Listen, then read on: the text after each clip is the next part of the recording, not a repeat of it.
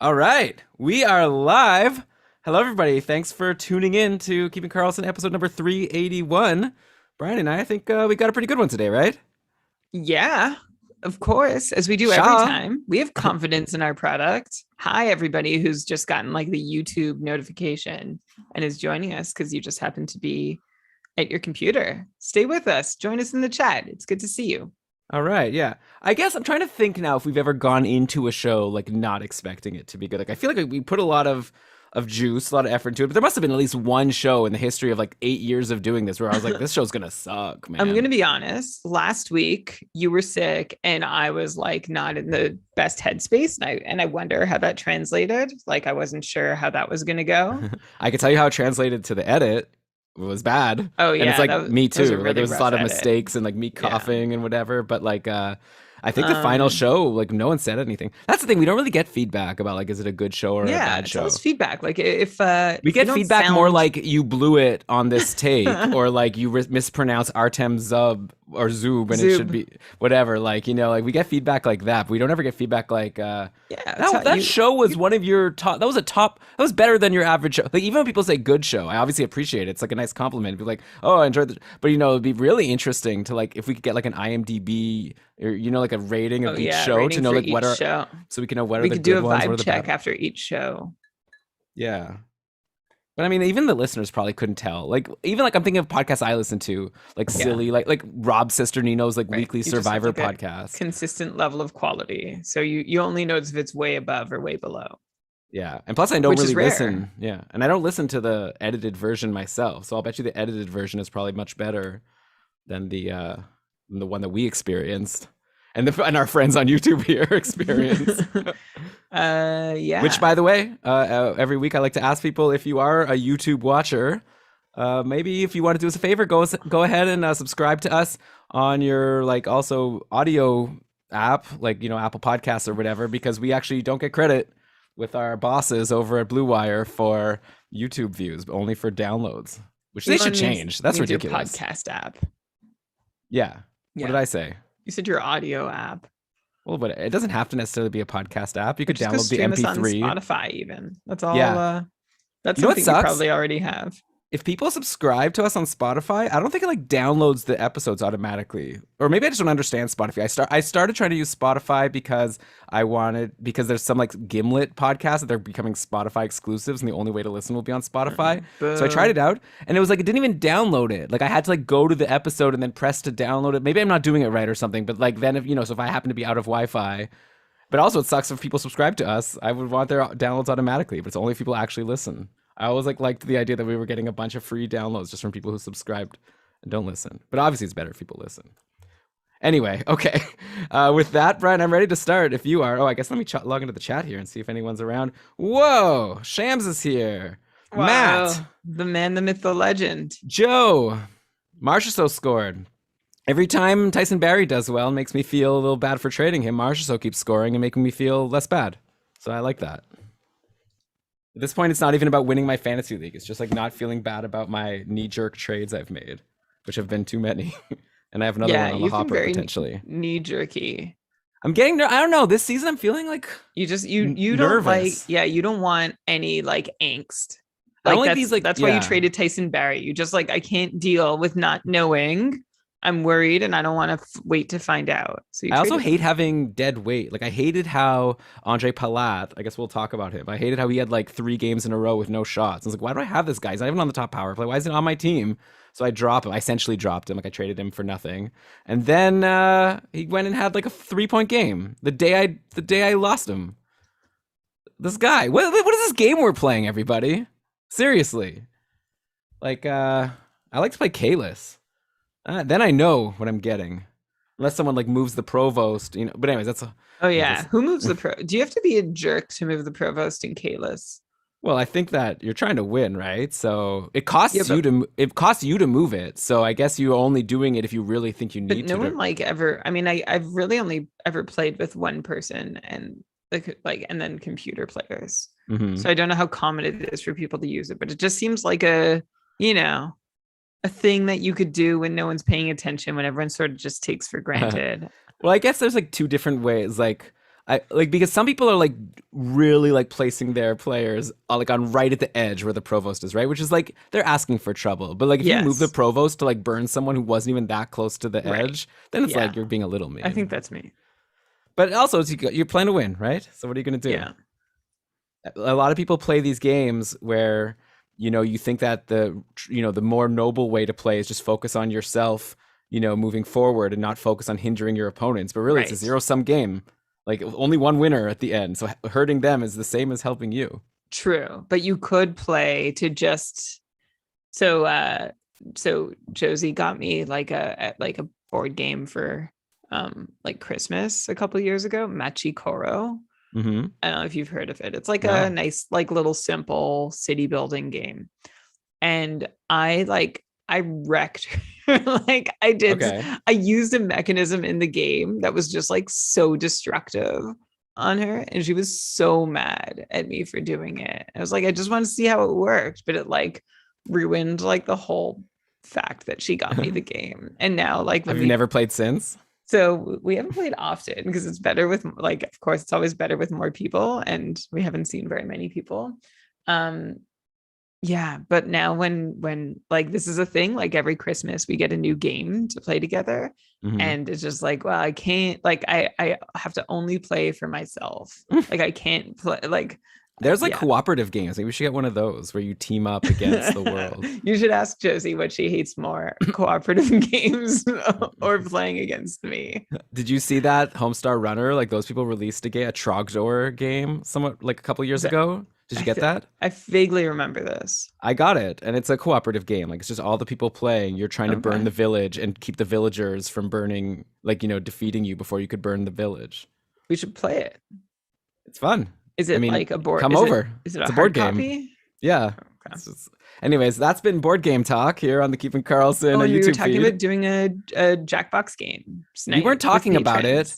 You messaged me saying we should do it, and I said, okay, go for it. Because it's like, just do it. Go for it. And then we don't have to talk. Some things you don't have to talk about. You could just do it.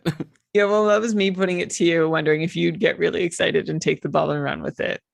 Okay, you do that a lot. That was not the case. Hi in the chat to Joel. You're like, oh, we should do lots of high-end video production. I'm like, okay, go for it. I'm still working on. We should build a fantasy hockey platform to compete against Fantrax. There are some things I know you're not interested in.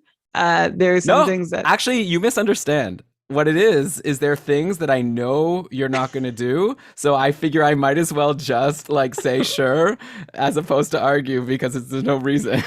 Well, I just like I have big highfalutin ideas and I just run them by you, so I don't. Yeah, it's almost the same as doing it. Oh, like when you said you're going to make a podcast about like social issues in hockey. That's a great idea. Well, we should do that. It's being well covered by others.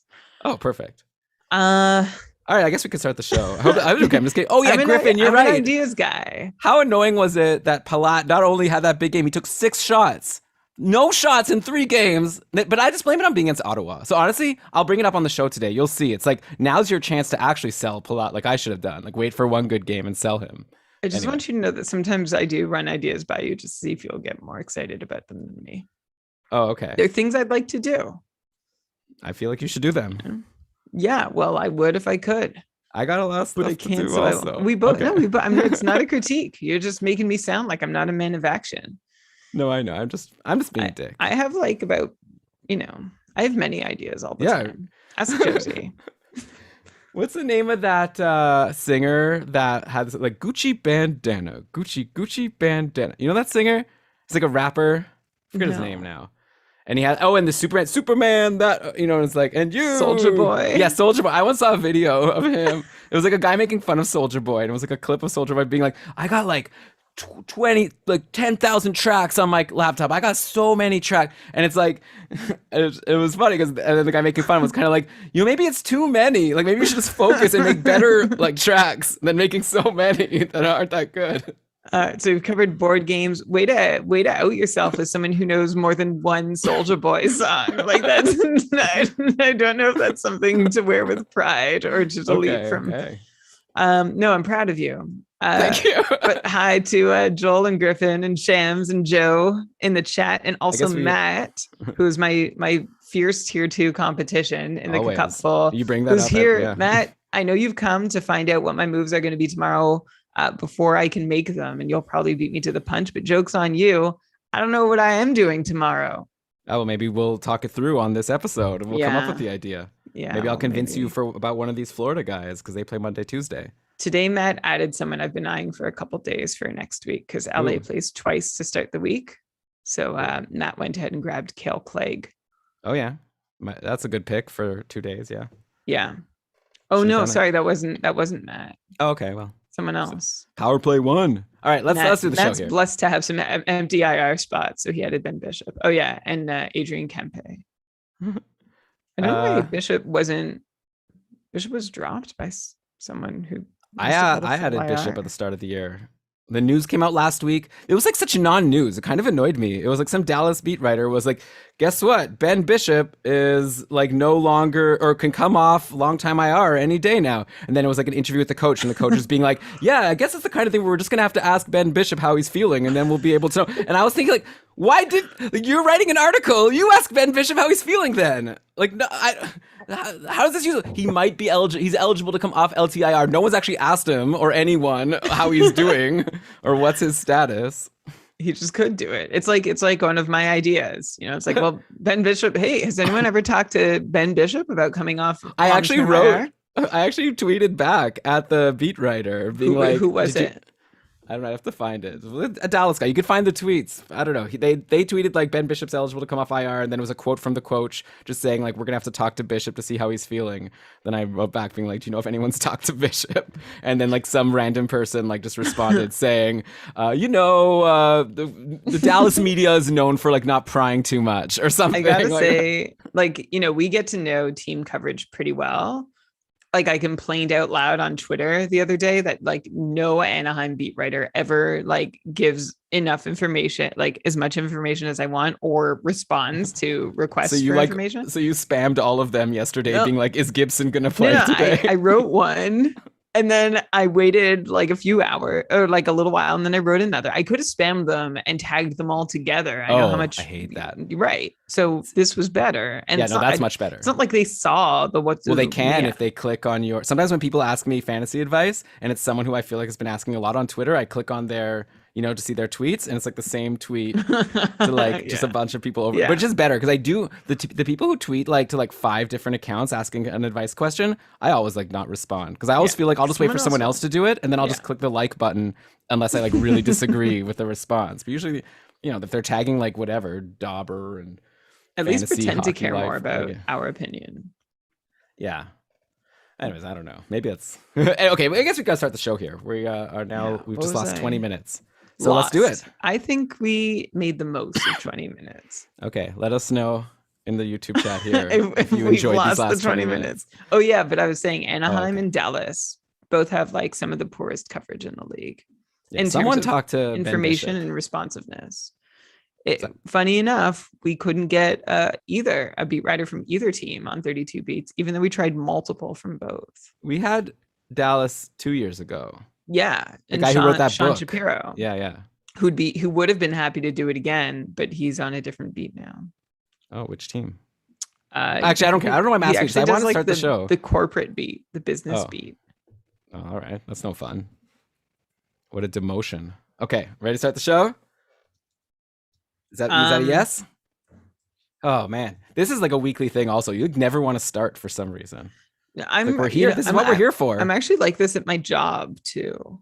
Like you're a teacher, so you're in class. Like the like a bit of performance anxiety. The session has started. Once I have to settle down, I have to be in that box. Let's do it. And then it's time to make or break. Look, and I just it's all written down. We have it all. All you have to do is read. You can do this.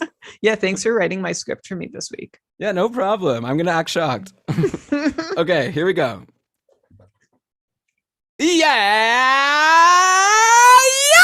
Welcome everybody to another episode of the Keeping Karlsson Fantasy Hockey Podcast, the longest running fantasy hockey podcast in the world, hosted by 2 guys who put out more shows than the Colorado Avalanche play games. I'm your host, Elon Dubrowski, and with me, as always, is my very good friend, the fantasy hockey robot, the IPP MVP, the Poobah prognostication himself, Brian Com. Hello, Elon. Hello, Elon. Hello, everybody. Yes, we are outworking the Colorado Avalanche this week. Last week, we outwork the New York Islanders. And this next week, we're also going to outwork the New York Islanders. A lot of light, weird schedules in the NHL. It's been a very uneven few weeks in terms of scheduling in the league. So we hope you survived while waiting for your players to rack up the GP. And if you have or haven't, no matter what, we're here for you this week to give you all the tips and news and notes and analysis that you need to get your fantasy hockey team in tip-top shape for another week of championship contention.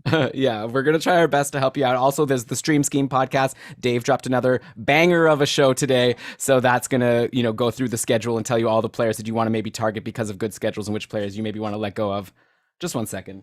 Dina, Cody wants to leave the room. Classic. Cody's really wants to be on the show. It's like, she's like, okay, I'll just go back to it.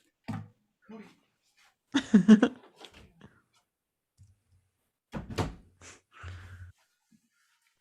It's like she wants in the room, and then I start recording, and then she wants out because I'm like yelling too loudly, and it bothers her or something. I mean, you should just know this by now, right? But I can't not let her in, or she's going to scratch from the other side. Anyway, all right. So what was I saying? Why don't you just not let her in? Then she's scratching, and I could hear it from the other side of the door, is what I'm saying.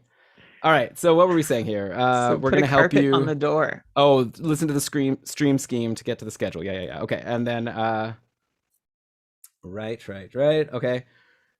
But yeah, Brian, I'm almost wondering at this point, like the schedule gets so annoying the way there's like a bunch of teams playing 2 times, then a bunch of teams playing 4 times. It becomes so imbalanced in a lot of our fantasy matchups. It's almost making me start to wonder. I know this is going to maybe be like heresy here, but like maybe we should be playing more of like just a season long total points or some sort of roto thing. Like lately I've been feeling just like head to head is kind of a bummer, like going into the week and already seeing that you're like, well, it's a bummer if you're like down 8 games. I know Lewis has already mentioned that I'm playing him next week in our keeper league, and he's like down 8 games to me and John Reed, and it almost feels like, well, that doesn't seem fair. Or I guess if we could do some max games. I know that Fantrax has some more features about you could set like a maximum number of games for the week. I feel like we gotta do something like that moving forward, like with the cupful, because this is getting kind of weird.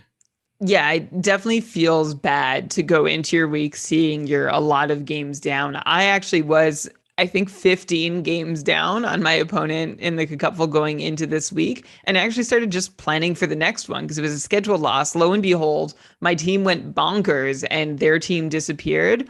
And so I actually won the week. But I think this is a very rare occasion. And I have been thinking a lot about what to do about this. I would love to like each week mathematically calculate a reasonable number of games that everybody should be able to have.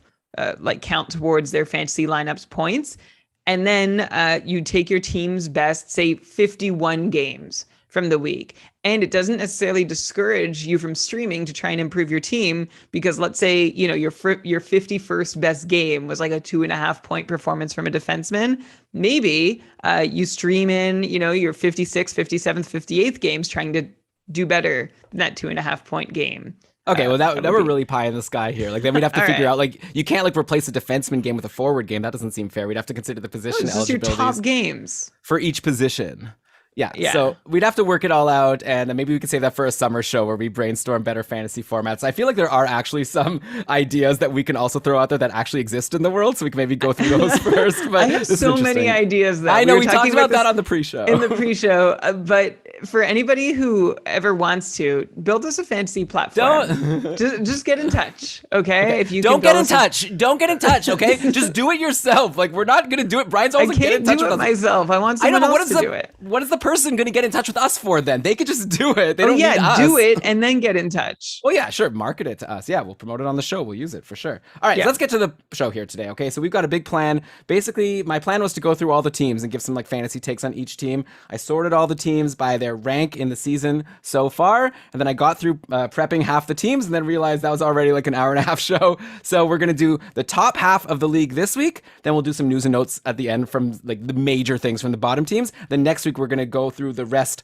of the teams, the bottom half of the league, and give our news and notes from those teams. So that's the plan for today. And we're going to start with the league leading Florida Panthers, who are 10-0-1. But first, of course, let me just quickly mention that Keeping Karlsson is proudly presented by DobberHockey.com, your number one fantasy hockey website in the whole freaking world. I go there all the time. Great articles by really smart journalists. The daily ramblings are a must read, of course, and then the tools over at Frozen Tools are what I use to prep the show and, strategize my fantasy leagues all the time. So you got to check it all out. Dobberhockey.com, frozentools.com. But okay, Brian, let's start at the top of the league. The Florida Panthers, they're 10-0-1. Can you believe in the offseason I was doing my beat writer interview with the Panthers beat writer, and I was just getting so amped about them that I looked them up, and I saw on one of the websites that I use that their odds to win the cup were at 23-1. I plopped down, I think, like 40 something dollars. If they win the cup, I'm going to win $1,100 Canadian, Brian. So right now that's looking very good because the Panthers can't lose. Even on Saturday, when it was announced that Alex Barkov was going to miss the game, joining Sam Bennett and Bobrovsky on the shelf, and they were against another undefeated team in the Carolina Hurricanes, didn't matter. The Panthers destroyed them 5-2, like nothing. That just goes to show how good this team is. They don't even need the depth. Sam Reinhart was still on the third line, even though they were down their top two centers. So let's take a look at what happened in that game. It was a huge night for Anthony Duclair, who after getting pretty much no power play time on ice all season long, not even power play 2, he somehow got on, or not somehow, he got on the second power play just because, there were so many people missing. And then he popped for 1 power play goal and 2 power play assists and another even strength assist to boot. So a huge game for Duclair, also potentially making a case for himself to get more power play time in the future, considering he was there and all of a sudden he got 3 power play points. Duke's been on fire, by the way, since joining the Barkov or Hagee line early into the season. We talked about him on the show. We said he's probably someone you want to add for as long as he's on that top line. I really hope you listen to us. He's got 12 points in 11 games right now. So Brian, I got a 2-part question for you about Anthony Duclair to start the show here. First of all, he's an obvious ad in most leagues, right? If he's still available in free agency, I see he's only 49% rostered on Yahoo. So a lot of people listening might have Duclair available. How can you not grab him right now and just hold at least for as long as he's on the Barkov line? Or I guess you could say at least while he's hot, and then probably even afterwards, if he cools down for a game or two, you probably still hold him while he's on the Barkov line. And then I guess the second question, though, is if you do have Duclair, if you've already added him smartly weeks ago like you should have, is now a good time to maybe try to sell, considering he just had a 4-point game with 3 of the points coming from a spot on the power play that he usually doesn't get when everyone's healthy. So I dropped Duclair. This is an early confession. I dropped Duclair at the end of last week because he only had 2 games coming up this week, and I was still furiously trying to add to my games played total. And then, of course, Duclair does 5 games played worth of damage in those 2 games. And now the Panthers have a 4-game week ahead, including games right at the top of the week on Monday and Tuesday. And yeah, I'm tilting that I dropped Duclair. I also had Barkov and Verhaeghe and felt a little invested in Florida. Anyway, look, I think if Duclair is available, he's an obvious ad, but I do think it's an even better time to sell him than it is to add him. I actually tried selling Duclair to my cupful opponents before dropping him. I had no bites then. I think had they known what he'd do, I might have had more success, but I didn't even know what he'd do. And with his point per game plus pace now, you may have more luck selling Duclair at this point. And the reason I'd sell Duclair isn't because he doesn't necessarily hold this spot. Why not have him on the second power play? And I could see Duclair holding his place on the top line with Barkov. It's actually pretty funny on the power play. His 3 power play points in that one game exceeded his entire power play points total from all of last season. He had just had 2 power play points in 43 games for Anthony Duclair. But the reason why I would sell on him is because Duclair has 8 goals on 22 shots for a 36% shooting percentage. Of course, the shooting percentage is high, but the other point of concern for me is that Duclair's shot rates are they're down a bit from last year. They're coming out to about 2 a game versus 2.5 per game. So part of this might be because he started the year with a reduced role, but now Duclair's reclaimed that lost time on ice for the time being by getting bumped up to the top line and most recently seeing time on the second power play. He's still going to be fantasy relevant as long as he's on line 1. We don't love that Duclair seems to be line dependent, but he's held there for a while this year, including for much of last year too, and was pacing to be a 60-point guy there last season. So I think the key to remember here is that I still think Duclair can be a 60-point guy. I don't think he can be more than that on a consistent basis. And the other little ruffle with having Duclair is his downside this year is greater than last year because I think there's a little more competition within the team. We saw Sam Reinhart start the season there. I don't think it's out of the question that Sam Reinhart ends up back on the top line at some point. So absolutely add Duclair, but also if you already have him, I would be kicking tires and seeing if anybody else was interested. And maybe you could deal Duclair for someone who has a track record of being a 60-plus point guy. For example, Elon, if you had Kevin Fiala and I had Anthony Duclair, I would make that trade proposal to you. Would you accept it? So I would rather have Fiala. I think that's actually a really good suggestion, a good flip. So yeah, I agree with what you're saying. Try to sell Duclair, but obviously don't be like so excited about trying to sell high on Duclair that you end up not even getting a good player in return, right? So feel free to tweet at us at Keeping Karlsson. Make sure you're getting good value. One reason, by the way, to expect Duclair to stick on the line is that, like I said, the Panthers are 10-0-1, so it seems to be working. So why mess with a good thing? And obviously, who knows if this will last all season? And even if it does, they could still shake things around. But yeah, right now it's a good spot. I don't, like you said, I don't expect him to lose it anytime soon. So I think we're looking at least like around a 60-point player. And, you know, right now he's hot, potentially better, but you're saying like you don't see him like being sustainably able to stay better. But I don't know, playing with Barkov, you never know. Like Barkov's been amazing, and hopefully Barkov's, by the way, back soon. Florida plays next on Monday, and we still don't have an update, so we'll get that on Monday. But it seems like the Panthers are fine to just let him rest because they're doing just fine without him. Interesting, by the way, that like I mentioned, Sam Reinhart was still on the third line, even with the team's top two centers in Barkov and Bennett out. He still picked up a power play assist because he's on the top power play. Though I gotta say, the player that's really jumping out at me right now is Anton Lundell. He's having a great rookie season, right? He scored a goal yesterday in that game against Carolina that brought him to 6 points in 7 games. Lundell like leapfrogged Reinhart, got to play on the Huberdeau line, even with all of these injuries. And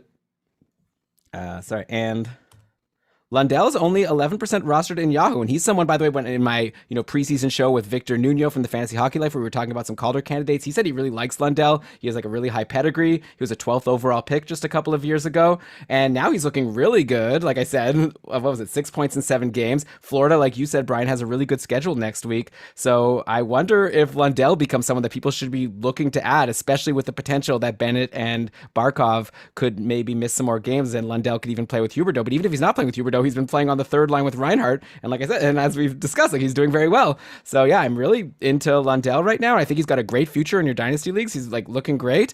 He's from the same country as Barkov. I wonder if we've got a future Barkov on our hands. Okay, I mean, like there's a lot of Finnish players in the NHL who don't become Alex Barkov, but Anton Lundell does have some pedigree, which is very exciting, and it's nice to see him have this quick start in the league. The reason that I would be a little cautious about adding Lundell is because he has just 10 shots through 7 games. He's scored on 3 of those 10 shots for a 30% shooting percentage.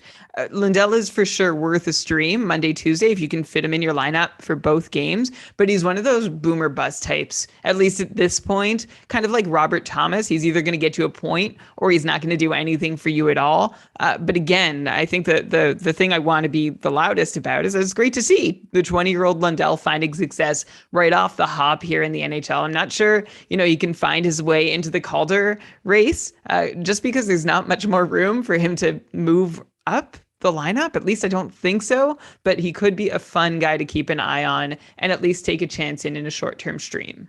Yeah, stupid Lucas Raymond over in Detroit keeps getting points. It's making hard. Don't call him stupid. Well, it's just like poor Anton Lundell's having a pretty nice rookie season himself. He's like falling out of the race even when he scores a goal because he's not having multi-point games like Raymond over on the Red Wings. Raymond and Sider right now, like sound very stupid. Okay, very good. Is this like something you say in your classes? Like, don't use the word stupid. That's like a negative word. You got to focus on positive. Okay, great job to Lucas Raymond. Great job to Moritz Seider. What are the odds that the Calder goes to a non-Detroit player at this point? It must be like 30% or less, right? It seems like Raymond and Seider are going to run away with it. Yeah, and Zegras has faded, who was also an early favorite, and Caulfield is down in the AHL. So it seems, Detroit is an odds-on favorite to have the Calder land with someone on their roster. It'd be really surprising if not. Don't forget, they have Alex Nedeljkovic, too. That's true. They also have Joe Veleno, though he got sent down today, so I don't think he's going to be in the conversation. Neither of those guys are going to win the Calder, but Raymond and Seider, maybe they'll co-win. Wouldn't that be cute? That would be so cool. I wonder what it's like to have your teammate and you're going up against. Do you get money for win? Anyways, okay, we got to move on. We got still how many is it? How many teams are in the league? 16, 32, 60. So we got 15 more teams to go. So let's keep moving now to the team that Florida beat, which still remains, by the way, this ranking is in terms of just total points. So maybe it's giving a bit of a boost to teams that have played more games. We have Carolina now is 9-1, and they were on the other end of that beating. And it was a pretty weird and unfortunate game for them in net because Frederik Andersen finally had like his first bad game of the year. He got pulled after letting in 4 early goals. Antti Ranta came in, and being Antti Ranta, I feel bad for him, by the way. This is not to make fun, but he collided with Ryan Lomberg, ended up leaving the game. I think Ranta's going to be out like long term, knowing him. Like honestly, knowing Ranta, like maybe we don't even see him for the rest of the season. But yeah, so he's gone. In the meantime, Frederik Andersen came back and he finished the game. Actually did pretty well. So I guess like he just needed a little bit of a rest, and then he was able to hold things down. You know, wasn't able to help Carolina come back and win the game, but he didn't let in any more goals after he came back. So then today on Sunday, Alex Lyon got called up from the Chicago Wolves. He's been doing, I don't know, okay, 2 wins in 3 games, only 891 save percentage. It's like, Brian, I gotta say, it's kind of like the prophecy that I said. As soon as I learned that Carolina was going to be rolling with Andersen and Ranta, I was like, watch out for Alex Lyon. He's going to get some NHL starts this year. Looks like it'll happen. Well, he's been called up. Maybe just Andersen plays all the games. Though if I was Carolina and Rod Brindamore, I'd be a little bit nervous about playing Andersen too much because he, you know, has had some groin issues recently, and maybe you don't want to, you know, run him into the ground, and then all of a sudden then Alex Lyon and Eetu Mäkiniemi become your 2 goalies, and so it's a bit of a perilous situation for the Hurricanes, but obviously Andersen's been good overall. Hopefully be able to hold the lion's share of the starts, but in the meantime, I don't know, if you're in a super deep league, if you're in a dynasty league like mine where goalies are hard to come by, Alex Lyon's gonna get into the nets. We'll see how he does. Yeah, he's got a really funny stat line so far, Alex Lyon with AHL Chicago. He is 2-1-0. That's good. With a 2.35 goals against average. That's good. With an 891 save percentage. What, like, how are you 2-1-0 with such a low goals against average with such a crummy save percentage? Well, it sounds like, doesn't that mean that the team is just like really good and don't let in many shots? Yeah, exactly. Which is like pretty much a vintage Carolina Hurricanes goaltender performance, right? This is what we had going on for years in the Carolina crease. Lyon is he's a career 893 with 15 starts and 22 total appearances over 4 years of on again, off again duty in the NHL. Alex Lyon he might have the upside of being a serviceable backup, but I think that's it. As for who the next best option is in the system, this Eetu Mäkiniemi guy, I actually didn't know much about him, so I asked our prospects guru, Victor, who also has the podcast Fantasy Hockey Life, and said that, going by this a source he trusts has Mäkiniemi as being having a 10% chance of being an NHLer, where Lankinen, for example, was 34% chance at the same development age. But Mäkiniemi's had some success in Finland, hasn't played enough in the AHL yet, but he plays for a very good AHL team. So it's hard to really know what he's like. I think, here's what I think. I think Carolina sees what happens with Alex Lyon. And if it's not working, if he can't play often enough or well enough to back up Freddie Andersen, because, man, that Antti Ranta injury was so freaking hard to watch, right? It was a cool play for him to try and make, but was not worth the outcome. Like, Antti Ranta, you know who you are. What are you doing? Like, it was not unpredictable at all that he was going to get smoked charging out of his crease the way he did. And we all thought he would get hurt this season, but not like that. Like, you can't be reckless anyway. So if Alex Lyon can't step in to play enough games or play well enough to spell Freddie Andersen, I wouldn't be surprised if Carolina goes out and seeks outside help rather than looks at this Eetu Mäkiniemi fellow. I think, and my fearless prediction is that Carolina looks to reacquire Anton Forsberg from Ottawa. Ottawa just sent down Philip Gustafsson to Belleville for why? He might be the best goalie on the team right now. So they have an extra. I think it's a match made in heaven. Make it happen. When you said Anton, I was like, oh yeah, that makes sense. Because I thought you were going to say Anton Hudobin from Dallas. Oh, that makes sense too. I mean, that makes more sense. Another former Hurricane. It makes more sense because Anton Forsberg is not an improvement over Eetu Mäkiniemi. Anton Forsberg is barely an NHLer himself. So I think if they need outside help, they're probably going to get a goalie that they could at least somewhat rely on. I think, but who knows? Maybe you're right. Well, they've at least claimed Forsberg off waivers before. He's been acquired 9 different times by 4 different teams. Yeah, for sure. So, okay, we'll wait and see what happens. Dallas obviously right now does have the overage in goalies. But yeah, I'm going to just make my own fearless prediction, and I don't want to put a jinx on anyone, but I find it hard to believe that Frederick Anderson's going to stay healthy all season as well. But no jinx. Hopefully he'll be fine. Okay, so let's go now to the Edmonton Oilers, who are 9-1. This team, man, like they don't even need good goaltending, right? Like Mikko Koskinen was actually really good with Mike Smith injured. He finally put up a stinker on Friday. He only stopped 20 of 25 shots against the Rangers, but it didn't matter because they're the Edmonton Oilers, and they overcame and they won the game anyways, 6-5. That McDavid third period tying goal, like OMG, right? Like he just like decided, hey, you know what? I think I want to score right now. And then he realized, oh wait, I can't go into the zone yet because I'd be offside. So I was like, okay, let me just skate around for a little bit. Oh, okay, everyone's finally gotten out of the zone. All right, let me just go in and walk through 4 players and go score a goal that makes it look easy. Like McDavid's amazing. Like I'm at a point now where the Oilers, like, you know, almost guaranteed they're going to give their goalie like a 4-goal, like what's the word? A 4-goal, sort of like a runway.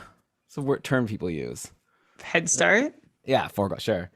Head start, and then their goalie just needs to be average enough. But anyways, okay, so Koskinen wasn't great in that game, and it's interesting timing because Mike Smith will be back soon, it seems. So, Brian, now it's an interesting question because anyone who grabbed Koskinen got a lot of value out of him. I wonder if Edmonton will now that they're seeing, you know, Koskinen is decent enough, maybe they try to go 50-50 since Mike Smith is no spring chicken and he's coming back from injury himself.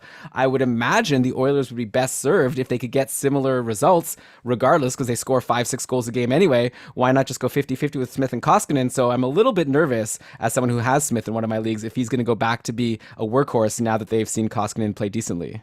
I think in an ideal world, that's exactly what happens, that Edmonton, like Smith is healthy and they just get to ride Smith the way they were riding him before. He has proven himself to be more reliable than Koskinen. We've never seen Koskinen have a good extended run of play. It's been a long time. I think maybe 2.5 years or so. I feel like I remember where I was when Koskinen was last having a hot streak. But Mike Smith is going to be the goalie that the Oilers would be very happy to ride.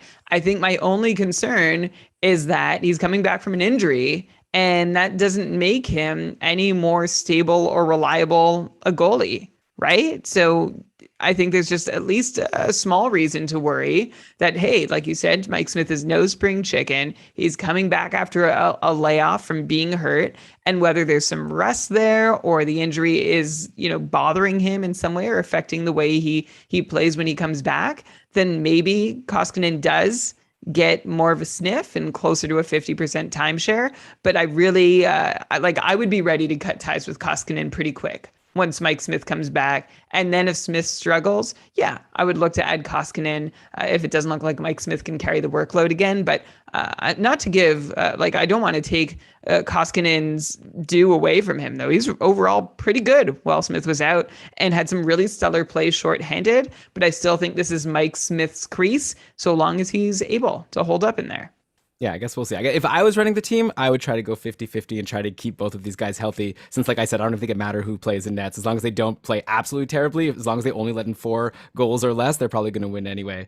By the way, Tyson Barrie continues to have his time on ice bounce like all over the place. He had 14 minutes and 12 seconds versus Vancouver last week, 23 minutes and 16 seconds versus the Rangers. So you have no idea what you're going to get from Barrie, except it looks like production, right? Like he's still putting up the points. He had a goal and 2 assists versus the Rangers. That brings him to 8 points in 10 games. So yeah, maybe notoriously traded him when maybe I shouldn't have. I got Marchessault, who scored another goal today, so at least I don't have to be tilting too much about trading Barrie. Seems like he's going to have a couple nothing games, but then give you a big multi-point game to end up catching up to being similar to his point pace from last year. So I'll throw it out there that maybe I was a little bit too nervous about Barrie losing that deployment. Looking at some other Oilers and how they're doing, it's pretty insane, right? They're scoring so many goals. Let me give you some point paces of the top Oilers. So Draisaitl, I don't know if people are aware of this. Draisaitl has more points than McDavid at this point. Draisaitl's pacing for 189 points. McDavid right behind him pacing for 180 points. Ryan Nugent-Hopkins has 14 assists and no goals in 10 games. That's an 115-point pace.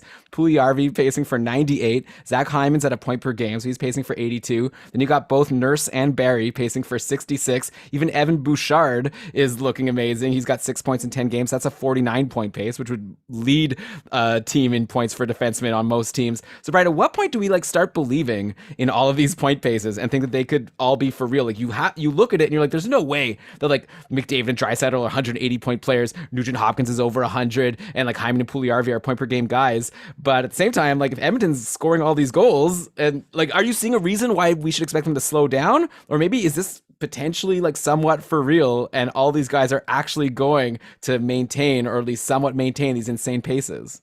First off, on Tyson Barrie, I don't want to make you regret trading him. I mean, you were trading not just Tyson Barrie, you were trading away the angst associated with holding him while it looks like he was losing his job. He is down 2 minutes tonight at 5-on-5, but he is holding down the fort anyway with his overall scoring. So he looks okay. He seems to be in still a danger to get yandled at some point this season, but he's in a pretty good spot on a team that's putting up so many points, as you mentioned, Elon, and I'm not that worried about Barrie falling below a 60-point pace.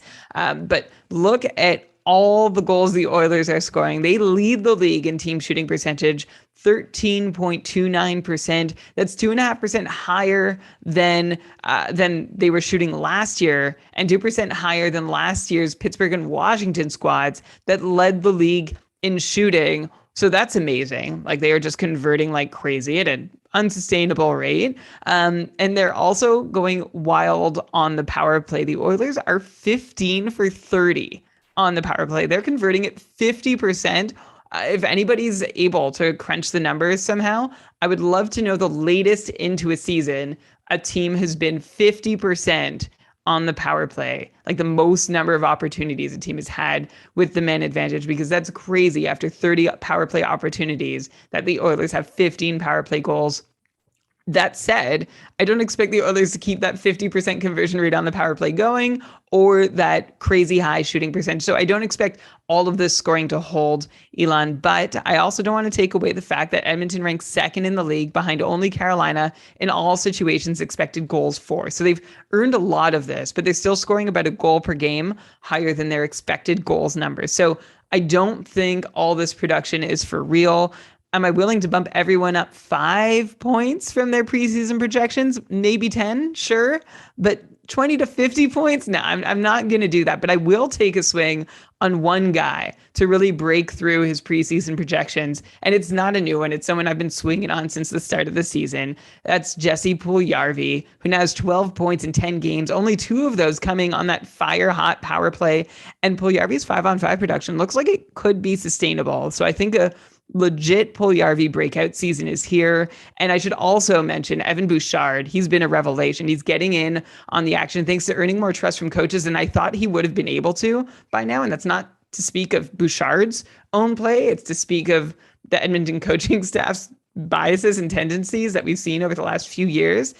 They haven't really tended to give a guy like Evan Bouchard a long look in a good spot. But here he is, and he is a must roster in, I think, nearly all fantasy formats. If he's still in your free agency, this is as Ben and Lewis would say on Short Chest, this is a pause the pod moment and go check and see if Evan Bouchard is still available, because he also is the heir apparent to Tyson Barrie on that top power play. So if Tyson Barrie really does stumble or make Dave Tippett mad, Evan Bouchard is just there waiting in the wings. Oh, wow. Interesting. I didn't think that Evan Bouchard was going to be a pause the pod guy for you, but I guess, yeah, he's getting all this ice time with these great players. So you got to expect he's just going to get these points. Sometimes you could just give it to McDavid, like I said, and watch him just walk through everyone, and you could get a free assist just like that. And that's also probably why that shooting percentage is so high, right? When McDavid dekes out the goalie in such a way that all of a sudden he has an empty net, that's going to generally yield a pretty high shooting percentage. All right, so let's go to another Canadian team now. That's actually the next on the list here. So Calgary Flames also having a great start to the year. They're 7-1-3 at the time of recording. We've already talked a bunch about how great the top line has been. Gaudreau, Lindholm, Tkachuk, all having amazing seasons. Jacob Markstrom has been phenomenal. He's a 942 save percentage after shutting out the Rangers yesterday. He even has 2 bad games this year. Like, he had 2 like sub 900 save percentage games, and he still has a 942 save percentage. So that just goes to show how good he's been aside from those 2, rougher outings. Brian, are we, though, I'm looking at Calgary and I'm starting to get reminded of basically the Boston Bruins from the last few years, where we have a top line that's total fire. And then the rest of the team, at least in terms of the forwards, seem like pretty much streams at best. I know you're going to say, Brian, let me just cut you off. I know you're going to say David Krejci was also, okay, so forgetting about David Krejci, but you know what I mean? Like the general idea that most of the Bruins were generally not worth rostering outside of the top line. Like I'm looking at the next best forwards that you might want to have on Yahoo in terms of percentage roster. We've got Andrew Mangiapane. He's 56% rostered. He had that crazy start, but as we predicted, I think I was doing a show with Lewis, Short Shifts, where we were looking at how like a lot of his goals were in games where he'd have like one shot in that game and he'd score a goal, or two shots in that game and score two goals. So the goals have stopped coming, which makes sense because he's only taken 4 shots now in his last 5 games. You're not going to expect someone to score goals when they're barely shooting a shot per game, or even less than a shot per game. He has 2 assists in that time, but still, like Mangiapane hasn't really been worth rostering in fantasy league since that hot start. Blake Coleman, he's 45% rostered. I think a lot of that is still because of the preseason when we thought that Coleman would be playing on the top line with Lindholm and Tkachuk before Gaudreau took that spot. I don't really see a reason to be holding on to Blake Coleman at this point. He's pointless in his last 4 games. He doesn't get any power play time, like first or second unit. He's playing at even strength with Backlund and Pitlick. Like I just don't see anything exciting about Blake Coleman. Then you go down, actually. Sean Monahan's only 28% rostered. I would have expected Monahan would be higher than Mangiapane and Coleman, but I guess not, and I guess for good reason because he hasn't gotten many points this year, though he's actually kind of doing well lately. He has 5 points in his last 6 games, all on the power play, believe it or not. So it's just like Monahan, yeah, he's playing with bad line mates at even strength. He seems to stink at even strength, but if you're playing with the red hot Tkachuk, Gaudreau, and Lindholm on the power play, I guess you're going to be able to make hay, and that's exactly what he's done. So Brian, of like Mangiapane, Coleman, Monahan, are you with me that kind of like no one is worth holding long term on this team aside from the top line in terms of the forwards? Yes, I am with you. I think if you're looking for someone else to have on your roster amongst the Calgary forwards, you do have Sean Monahan, who's I don't know if I'm right to say he's a premium version of someone like JT Compher or Alex Chiasson or Nick Foligno or whatever power play specialist type who doesn't do much at 5-on-5.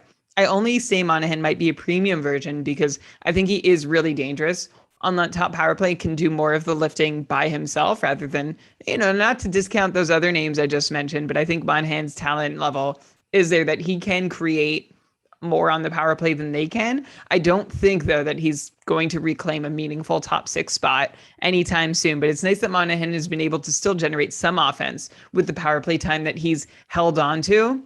And then the other forward I'd consider on Calgary is Andrew Mangiapane, who's, he feels like most like, and I think I've said this on a past episode, most like the kind of guy Mikael Backlund has been in the past, both on Calgary and on fantasy rosters. Mangiapane is a good guy to take a streaming swing on, but not someone that's likely to make a case to be a long-term hold. He's playing with Dylan Dubé and Milan Lucic at even strength. So that tells you about as much as you need to know about how many 5-on-5 points we can expect from Mangiapane. There's really no one else to play with for him or anyone off the top line in Calgary, which is very reminiscent of Sutter's, top end Los Angeles teams from the past. Remember that Kopitar line did so much heavy lifting and then everyone else was just a role player. And I feel like that's what's happening in Calgary now.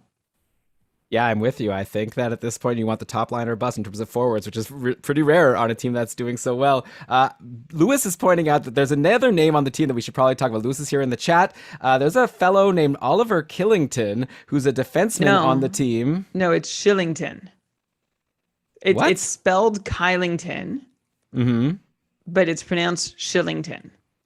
Well, I thought that Lewis was joking, like making a joke, like Shillington, like he's a shill or something, and it was some joke I didn't get. This is for real? That's his name? Yeah, he's from Sweden. I'm not sure if it's like yeah. Fair enough. All right. Well, Oliver Shillington has been great. He has 7 points in his last 6 games. This is a defenseman who's not averaging too much ice time. Like nothing I'm seeing is like, I'm not seeing a reason why he's getting all these points. Usually like a defenseman who plays less than 20 minutes a game and doesn't get much power play time. Like it's like a third pairing defenseman, not someone we usually talk about on the pod. But of course, a good way to get talked about is when, like I said, he has 7 points in his last 6 games. Is there anything here, Brian? Like a Shillington a good player? Like, is there a chance he could, like Rasmus Anderson hasn't been doing too much, and he's the guy holding the top power play. Like, is there an offensive upside for Oliver Kylington where potentially he could, translate all of these points into getting better deployment, which could then lead to more points? Well, these 7 points in 10 games for Kylington add to his career total. So now he has 23 career points in 105 NHL games. He's been around a while, and his star was a little bigger.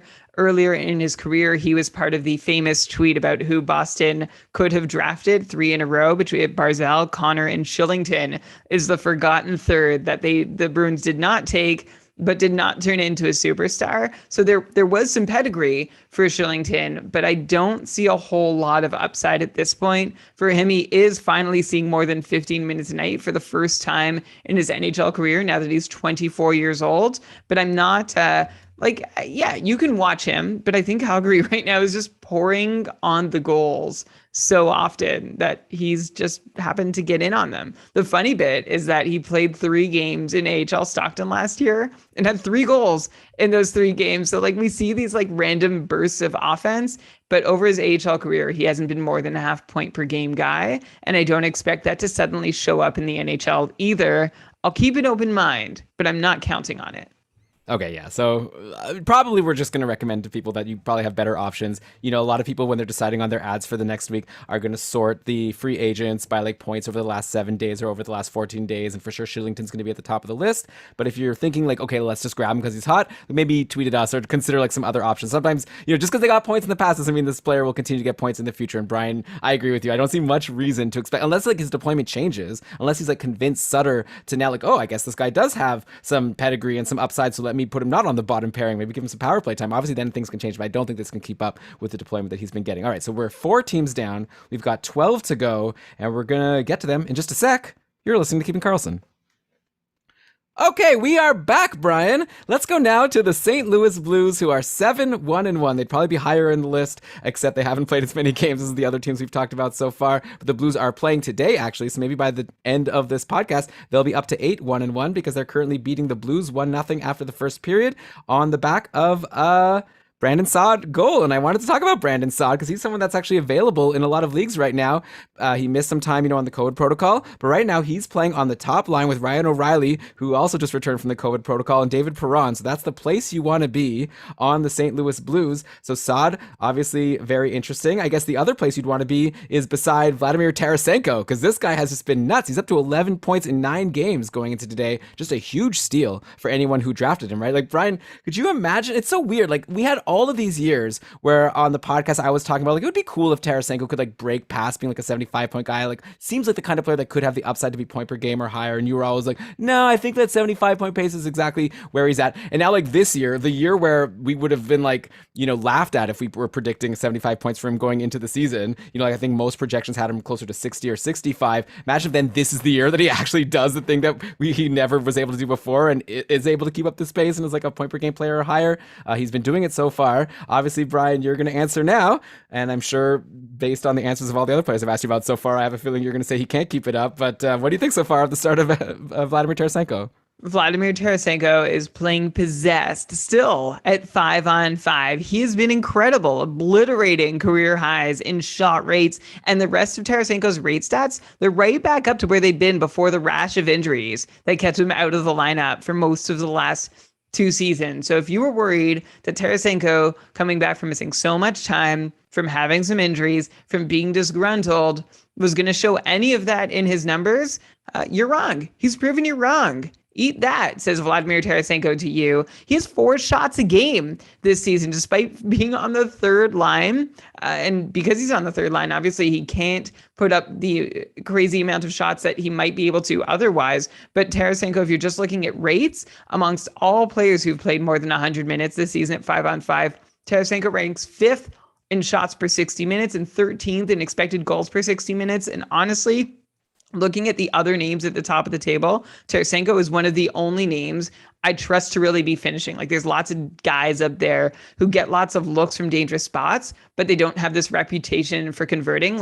For example, Jesper Fast. I'll take Tarasenko over Fast any day of the week, even if Fast numbers are a little higher in his shot rates and expected goals rates. So this makes Tarasenko one of the most dangerous players in the entire NHL, despite being down a minute and a half per night at 5-on-5, but he's making up for that on the power play. Tarasenko is pacing for 37 power play points this season right now. That would be way above his career high. So you said, Elon, you expected me to throw some cold water on Tarasenko. And look, I see reasons that Tarasenko can't keep up his 100-point pace, but I don't see reasons and this is surprising because like you said, we were looking this season, assuming some poor deployment scenarios, which he's kind of landed in, that Tarasenko would be limited to 60, 65 points. I don't see any reason Tarasenko can't keep being the 75-point threat he's always been in his current deployment. And I still think there's a chance he can add 5 or 10 more points to that total, which is insane, given the hand he's been dealt. And you know how hard it's ever been to knock me off my Tarasenko 70-plus point or 75, to knock me off my Tarasenko 75-point lock it in pedestal, right? I've always been like, he's going to get 75 points, plus or minus 2. He's never going to break out beyond that. But suddenly I'm like, maybe he can. He's angry enough to do it. He's healthy and rested enough to do it. I don't know what it is, but good for Vladimir Tarasenko, playing amazing. I'd love to see him beat point per game this season. And hey, right now, maybe he's not on the third line anymore. Unfortunately for St. Louis, Brayden Schenn is out with an upper body injury, being evaluated in St. Louis right now. So we'll get an update at some point. Hopefully it's not long term. But while Schenn is out, I'm pretty sure this Tarasenko, Kyrou, and Robert Thomas line is now the second line, right? And then, which is bad for poor old Pavel Buchnevich, who is down on the third line. I think it's Barbashev and Kostin. He's used to playing with Brayden Schenn when he's not out of the lineup for being suspended or injured or something. So right now, Tarasenko maybe we'll even see a little bit more ice time in the short term, which could lead to more shots and more of all the good stuff that you're excited about. Yeah, that would be really great for Tarasenko. And I also do need to follow up on the last time we talked about Tarasenko, I said sell high. And I still think you can and should if you see anybody valuing him above an 80-point player.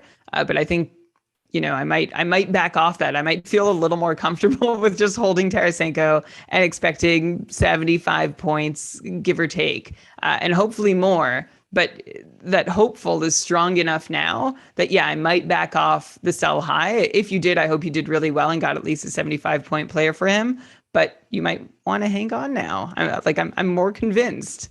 Yeah, I mean, when you're already getting to the point where you're being like, now you need to ask for an 80-plus point player, it becomes pretty hard to sell. Yeah. Though, actually, someone in Cupful traded Tarasenko for Panarin recently, which I think was a win for the Panarin manager. Or sorry, the new Panarin manager. But still, Tarasenko, like you're saying, no slouch. So no sadness with having Tarasenko in your lineup, that's for sure. I will just add part of my take for selling high on Tarasenko was that if he does go to another NHL team, he might not be in such a killer role because a contending team is going to want to add Tarasenko. So that would be the only, that reason still exists. That's the whole picture. Okay, we can move on though. Yeah, okay, but I mean, he's currently been on the third line. Yeah. It hasn't been such a killer role. How much worse could it get? I don't know. Maybe he's not a shoo-in for the top power play. I don't know. Yeah. I mean, that would be crazy. Why are you trading for Tarasenko, not putting him on your top power play? But okay, we'll wait. We'll discuss that when the time comes. So I guess, covering this team. What else can I say here? Torrey Krug is on the COVID protocol right now. So in the short term anyways, Justin Falk is looking like he's going to be on the top power play. We'll see if he's able to break out of his cold stretch. And then, Robert Thomas is the guy centering Tarasenko on what's now the second line. And Robert Thomas has 8 points in 9 games. So I already talked about how Brandon Saad may be a good guy to stream in. He has 4 points in 5 games this season. Already has another goal today. So make that 5 points in 6 games. Robert Thomas, I would say, would be my next favorite potentially available St. Louis Blues forward. Brian, looks like I've got Saad and you've got Thomas in our keeper league. We both decided to stream a blue for their game today and then 4 games next week. So we'll see who does better between Saad and Thomas. It's I like them both. I streamed Saad in the cupful just before he was out for COVID protocol, and I thought I'd be dropping him, but he's still on my roster and he's looked pretty good. And then Rob Thomas is the same guy who's centering, Kaprizov or Fiala or Laine or Voracek, is just, he's going to play with Tarasenko. That's amazing. I want you. He's also,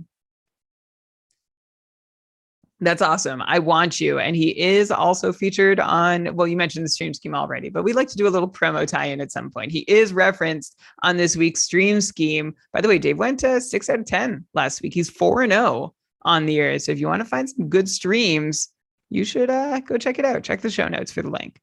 Yeah, maybe one week I should just try to get all the players he recommends in a league. It seems like you do pretty well. Okay, so Brian, let's now go to the Toronto Maple Leafs 7-4-1. Can you believe it? Just a couple weeks ago, if we were doing this and listing all the teams by their total points in the standings, Toronto would not be coming up for a while because they had a bad start to the year, but now they're on a 5-game winning streak after beating the Boston Bruins 5-2 on Saturday. Jack Campbell stopped 42 of 42. Jack Campbell stopped 42 of 42. Why can't I read that? Jack Campbell stopped 42 of 44 shots in the win. Petr Mrazek is injured once again. Campbell now has an .936 save percentage in 10 games. So last week we talked about how like Mrazek was back, and then you were saying how like I was, being like, oh, Campbell's been so much better than Mrazek. I wonder if he's going to be the workload guy. Then you said, well, I think the Leafs would be smart. So like even if Campbell is better, they should probably still not play him too much because they don't want him to get injured. Kind of like what I'm saying about Carolina. But anyways, with Mrazek injured, it looks like the Leafs won't have any choice.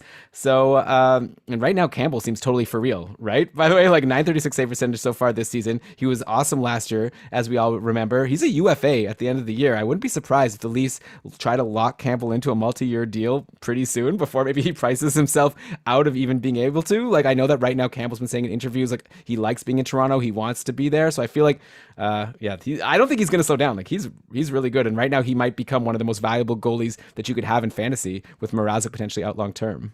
Absolutely. You can have the Toronto starter, Jack Campbell, who's playing well. And you're right, the Leafs might want to look at locking him down. The challenge for them is that Toronto has $6 million of cap space next year right now with 7 contracts expiring. So you'd think they'd want to make Jack Campbell a priority, but as they have been for the last couple of years, I think the Leafs are going to have to be creative to figure it out. In the meantime, I'm sure they're happy to just have a goalie they can rely on and count on. Touch wood to hope that this can last. But way to go, Jack Campbell and the Toronto Maple Leafs, who seem to be a match. Yeah, and this team, like I said, is on a hot run right now. Obviously, a big part thanks to Mitch Marner, who has been great. Like, we talked about him after his cold start. It was like when Austin Matthews had missed the first few games of the season and Marner really didn't do anything in Matthews' absence. I believe we said on the show that now could be a good time to, try to buy low on Mitch Marner. And if you did, you're super happy because he has 11 points in his last 5 games. That's right, over 2 points per game lately after his 1 goal and 3 assist performance versus the Bruins. Also, Marner's been doing something that's really been intriguing me. He has 4 shots in each of his last 3 games. And he's a guy who, when we were talking about him on the show during his cold streak, I was saying like the one thing I don't love about Marner is you kind of need those assists because he's not really helping you anywhere else. He wasn't taking a lot of shots, but if he's going to be taking 4 shots per game or even a little less than that, all of a sudden he becomes like a really valuable guy in fantasy who's helping you, across the stat line. Also, if you're taking 4 shots per game, some of them are going to go in the net, just like what's been happening recently. He has 3 goals in his last 4 games. Kind of reminds me like of Alex Barkov early in his career. I remember that I really had this idea of him on Florida as like a really good player, but he didn't take much shot. But he didn't take many shots. He was like maybe like a 2 shots per game player. And then just out of nowhere, he just like all of a sudden turned into a guy taking like 5-6 shots a game in some instances. So it was almost as if like he just got like the door opened by his coach saying, why don't you try playing differently, take some more shots. I wonder if something like that's happening with Marner. I don't really have any advice to give about Marner or really a question for him. Just curious, are you as intrigued as I am by this increase in his shot counts? Obviously, the 3 games is not a large sample size, but I'm very interested to see if Marner has changed something and if he's going to be starting to take more shots on goal as part of his game. First off, at least let's summarize. This was the coldest hot take I've ever had, right? Which was to stick with Mitch Marner, even though it was all Chicken Little in Toronto with the way the season started, and specifically with Mitch Marner. He's improved, and I think it's worth at least giving a little bit of credit. I know this might be crazy, but to Alex Kerfoot, taking Nick Ritchie's spot on his line, I think I give Kerfoot some credit here. I think he's like a solid top 6 player who like adds some stability and is someone creative like Marner can work with. I also think it's interesting that Marner is sticking with Tavares and he's not going to Matthews' line, which could be interesting for Marner's shots, right? Because Austin Matthews is the big shot taker and Marner is the disher in that equation. I wonder if Marner and Tavares have like a more equitable share of that. There's no indication that that is actually true yet. Marner's shots are actually coming on the power play. So you're seeing this slight uptick in his shot counts from being a 3 shot per game guy to a 4 shot per game guy. He's shooting more on the power play than ever before. So we'll see if Mitch Marner continues doing that. That would be nice if he could add that element to his game. Okay, yeah, but very good call out that it's Kerfoot that's been on the top line with Tavares and Marner. Leafs play Monday, Wednesday next week, so there's a good stream for you. He has 4 points in his last 4 games, and then the second line, for what it's worth, or maybe this is the first line, but Matthews, Nylander, and Michael Bunting. So it's Bunting and Kerfoot that are your players in the good spots on Toronto next to all of these superstars. Okay, next up, Brian, let's go to the New York Rangers, who did not have a great showing in the 6-0 loss to Calgary yesterday, but otherwise, they've gotten off to a really strong start. They're 6-3-3 on the year. Last week, we talked about the Rangers, right? We covered how Lafreniere and Kakko should probably both be dropped, and we were definitely right about that. They haven't done anything in this past week, so I don't really have too much of fantasy relevance to talk about on the Rangers. So let's just give some flowers to Adam Fox, who's just having such an incredible start. He has 12 points in 12 games to start the year. I asked you over the last couple of weeks about some different players who I wondered if they've like now earned their way into like a first or second round pick in fantasy drafts next year. We talked about Svechnikov, we talked about Kyle Connor. Let's ask a similar question about Adam Fox. Like, is he getting into the conversation where he's the potential top D-man to draft in fantasy next year? Like, I would have thought going into this year, and I think in most leagues it was Cale Makar, right, was the obvious answer. But he's shown himself to be a little bit injury prone. Like, he's hurt again right now. And Ben and Lewis brought up a good point on the latest short shifts that I don't think this is especially likely, but Bowen Byram, filled in really well on that top power play back on Wednesday. Not too much happened on Saturday on the top power play, but still Byram is like a really high pedigree guy himself. So I wonder if there is always that small chance that Byram Wally pips Makar in some situations, or maybe eats into a little power play time. Like, Adam Fox, I feel like, is so guaranteed. There's no one else on the team that's even close to having the pedigree of Fox. Like, Fox has that top power play no matter what, but Bowen Byram is like a really good player. So all that said, I'm definitely not trying to say that like you should be too worried about Cale Makar, but just wondering if now Adam Fox gets himself as someone that we're going to be considering doing podcasts next summer as the top defenseman to draft. I know there's like a few names out there, but I think Adam Fox definitely has, inched his way into that conversation. I want to talk about Adam Fox, but you mentioned Wally pipped. Do you know where that comes from? It's a baseball thing. I think that the guy who broke the record, Cal Ripken, I believe. Lou Gehrig. Oh, no, Lou Gehrig. Right. Okay, that's a different... Yeah, Lou Gehrig broke a record for the most ever games in a row, I think, before Cal Ripken broke that record. I'm not a big baseball guy, but I think it's like that when Lou Gehrig started that streak, it took the spot of this guy, Wally Pipp, who got injured. Am I right? Right. Well, he had a headache, apparently. The story goes, so he called in sick, and... then Lou Gehrig started a game, and that was the beginning of a very long run. We're not baseball guys over here. Yeah, but the thing is, also that story's kind of silly because maybe the message of the story is being next time you have a headache, don't call it sick. I have a feeling that Lou Gehrig, this all-time famous baseball player, would probably have ended up taking his job eventually, a couple games later. But yeah. Anyway, well, I don't know. I don't think that Cale Makar would do that to Cale Makar. I don't see Makar getting Wally pipped in any of the conceivable contexts. But yeah, injuries definitely seem to be a thing for Cale Makar. And Adam Fox has been fantastic, as you mentioned. He is shooting 12% this season. That's not sustainable. He is participating in 85% of the goals while he's on the ice at 5-on-5. That's also not sustainable. But I do think Adam Fox is someone who can go on these little unsustainable runs, and enough to the point that he has point per game potential, which does put Adam Fox up there with the top tier of fantasy defensemen. But to be fair, our incumbents, Roman Josi, Victor Hedman, Dougie Hamilton, John Karlsson, they're all doing just fine too. Thank you very much. So I wouldn't say Adam Fox has necessarily leapfrogged them, although maybe his upside is still unknown at this point, which makes him kind of exciting or more exciting than them. I think he's at least joined that group, if not exceeded them. It's just nice to see another high-end fantasy D option out there because there were a couple lean years for us there. Yeah, Brian, I'm going to just say, I guess we don't need to get into a super long conversation about the Avalanche and their defensemen, but I will say when you say there's no conceivable way Byram, Will Wally, Pipp, Cale Makar, let's just remember that Bowen Byram is 20 years old, right? Cale Makar only started in the league at the age of 21, so he started as an overager. He's amazing. I don't want to take anything away from Cale Makar, but Makar was drafted 4th overall in 2017. Byram was drafted 4th overall in 2019. It's a similar pedigree.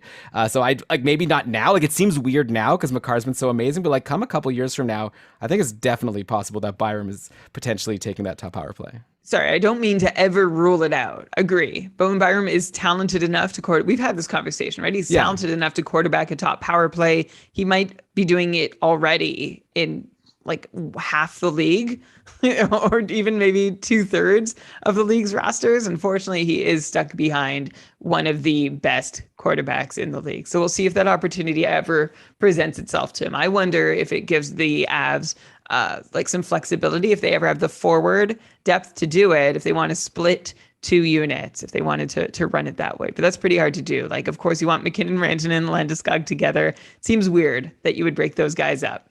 Yeah, so I guess we'll see how things look in a couple of years when Bowen Byram is an age that Cale Makar has actually been in the league so far. But okay, let's focus back on the here and now and go to the next team in the list of the top teams in the NHL standings, and we get to the Philadelphia Flyers, who are 6-2-2 to start the year. This team's so weird. Like, remember, it was like 2 years ago, Philly was amazing and they looked like to be a cup contender. Then last year they were terrible, and now this year they're starting off as an amazing team again. And I gotta say that Martin Jones had a great game on Saturday in the 2-1 win over Washington. He's up 31 of 32 shots. That's his third win in 3 starts. They've all been quality starts. Martin Jones has a .950 save percentage overall now. That's like not something I expected to say anytime soon. Though last year, we do have to remember, there was a stretch where Martin Jones was looking good. It was a short stretch, but like he was playing well. Then obviously he collapsed just like the rest of the San Jose Sharks did. But by the way, Carter Hart's like doing very well himself. He's got a .926 save percentage in his 7 games. So both Philly goalies have been good. But I do recall some like scoffing at Philly. People were thinking like, oh, you need a backup to help Carter Hart and you're choosing Martin Jones. Ha ha ha, what a dumb choice they made. I wonder if now we'd have to start giving them some credit for maybe seeing something we didn't with that signing. Obviously it's only 3 games, so you don't want to get too crazy, but Martin Jones so far looking like a very capable backup. So curious to know what you think so far. Is Philly looking good? Or are you still like nervous that Martin Jones is like a risky, stream every time he plays? Or is Philly, such a good team? And has Martin Jones been good enough that, if let's say you wanted to stream in a goalie on a given day and Martin Jones was available and starting, is he like someone that makes you nervous at this point? Or are you starting to feel like maybe he's pretty decent as a backup? I have a little more confidence in him just because of the team he plays for. I think it's too early to scoff back at the scoffers who thought bringing Martin Jones onto the team was a bad idea. After just 3 games, a couple weeks back when Carter Hart was stumbling out of the gate, it was all the more confusing. That's like, oh, and you only have Martin Jones and we don't know how well he's going to do. But that said, for Martin Jones to string 3 starts together that are good, I don't know if you remember, but he did this at some point last year and we did the work. We looked at the last time Martin Jones had strung together. I think it was 3 quality starts in a row. We ended up back in, 2018? Or 20. It was a long time. It had been 2 to 3 years since Martin Jones had done that. So it's nice to see him doing well. We have left room to believe here on the Keeping Karlsson Fantasy Hockey podcast that Martin Jones can be a decent timeshare or number 2 goalie on a good team in the right situation. And Jones has delivered so far with an above expected save percentage at 5-on-5. And here's a fun Martin Jones fact that I tweeted earlier today at Keeping Karlsson on Twitter. Jones is especially succeeding on the penalty kill. He has faced 17 shots against, and he's made 17 saves over 15 minutes of shorthanded time. So his save percentage, his expected number on the penalty kill is .891, but Jones is pitching a perfect, 1.00 save percentage, perfect 1,000. So that's one reason Martin Jones' numbers have been as good as they've been. But at 5-on-5, both Jones and Hart both look really good. So that's great. Let's keep watching. It's about time Philly had something go right in net. And I just so I know a lot of Philly fans are just waiting for the other shoe to drop. Let's hope it doesn't happen. Let's hope this tandem keeps working. Yeah, definitely seems to me like Philly goes as far as their goalies take them. Like the years that they're good are the years when their goalies are doing well. So hopefully Hart and Jones can keep it up. And of course, since we're on Philly, sure, we could spend some time talking about how great Couturier, Giroux, Atkinson, Konechny have been. But okay, everyone knows that. Let's instead talk about someone on a cold streak on this team in Joel Ferriby, who after starting the season with 3 straight 1-goal, 1-assist games, he's now pointless in 7 games, which is like, it's pretty wild, right? To go from like getting multi-point games over and over and over to all of a sudden doing absolutely nothing. He's been playing with Bouchard and Atkinson at even strength. He's getting a very low amount of power play time on ice from the second power play unit, like less than 40% of the power play time most games. So Brian, you take a look at Joel Ferriby. Last year he had a 57-point pace, which was considered a breakout by a lot of people. We didn't expect him to be that good. And then he had a hot start this year. So how much rope has he earned from that like good season last year and this hot start where we are going to say, I know he's cold, but I'm going to hold on because he's shown us the upside. Like how much longer do we wait before we start actually deciding, no, maybe he's someone that we can drop at this point? Yeah, well, it's a great question. So Thank you. yeah, how long can we wait before writing him off? First, this is kind of deja vu, right? For Joel Farabee, last year, he had that 4-point game to start. Everyone added him on the second day of the season. I think it was because of Farabee's 4-point game, and everyone was also just starved for hockey and to react like crazy to something. And then if you did add Farabee after that first 4-point outing last season, he did nothing for his next 10 games or so. And then he got hot again, and then he ran cold again. So he was a guy who was sort of on and off through last season. But the question is, right now, is Joel Farabee cold, or is he just not that great?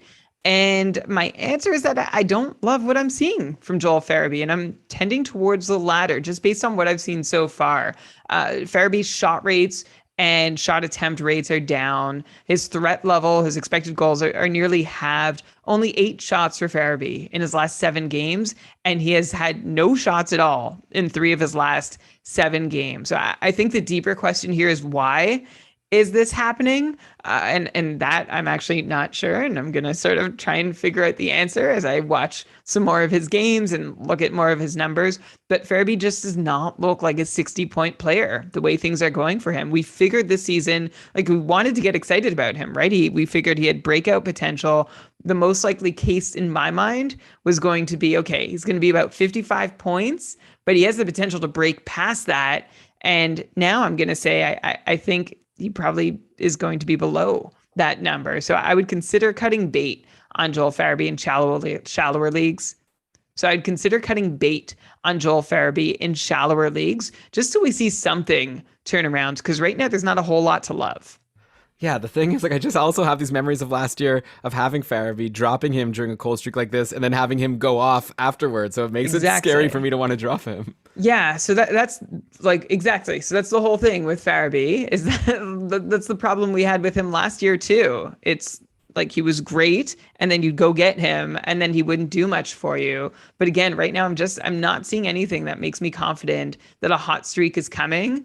Like last year, who was he playing with the most? He was playing with JVR and Sean Couturier. And this year so far, he's been playing with Cam Atkinson and Derek Brassard. I think that's a pretty big difference. And It's I don't a huge love difference. it. Yeah, no, for sure. People, by the way, still don't realize, I think, that Sean Couturier is like a superstar. So good. League. Yeah. Like, playing with Sean Couturier is huge. And if you're not with Couturier, that's going to be a lot worse on Philly. Yes, absolutely. All right, so let's go now to the Columbus Blue Jackets. Sean Couturier's former team. Yeah, there you go. really? I don't remember that. If I recall correctly, the pick that was there was a Couturier Jeff Carter connection. Okay, I'm looking at his career stats. Like Columbus right now. traded the pick. Oh, well, maybe you can just clarify instead of me. Columbus traded the pick. I'm seeing that Couturier has played his whole career in Philly, but you're saying he was drafted by Columbus. I'm gonna look this up all the way. Maybe I'm wrong on this.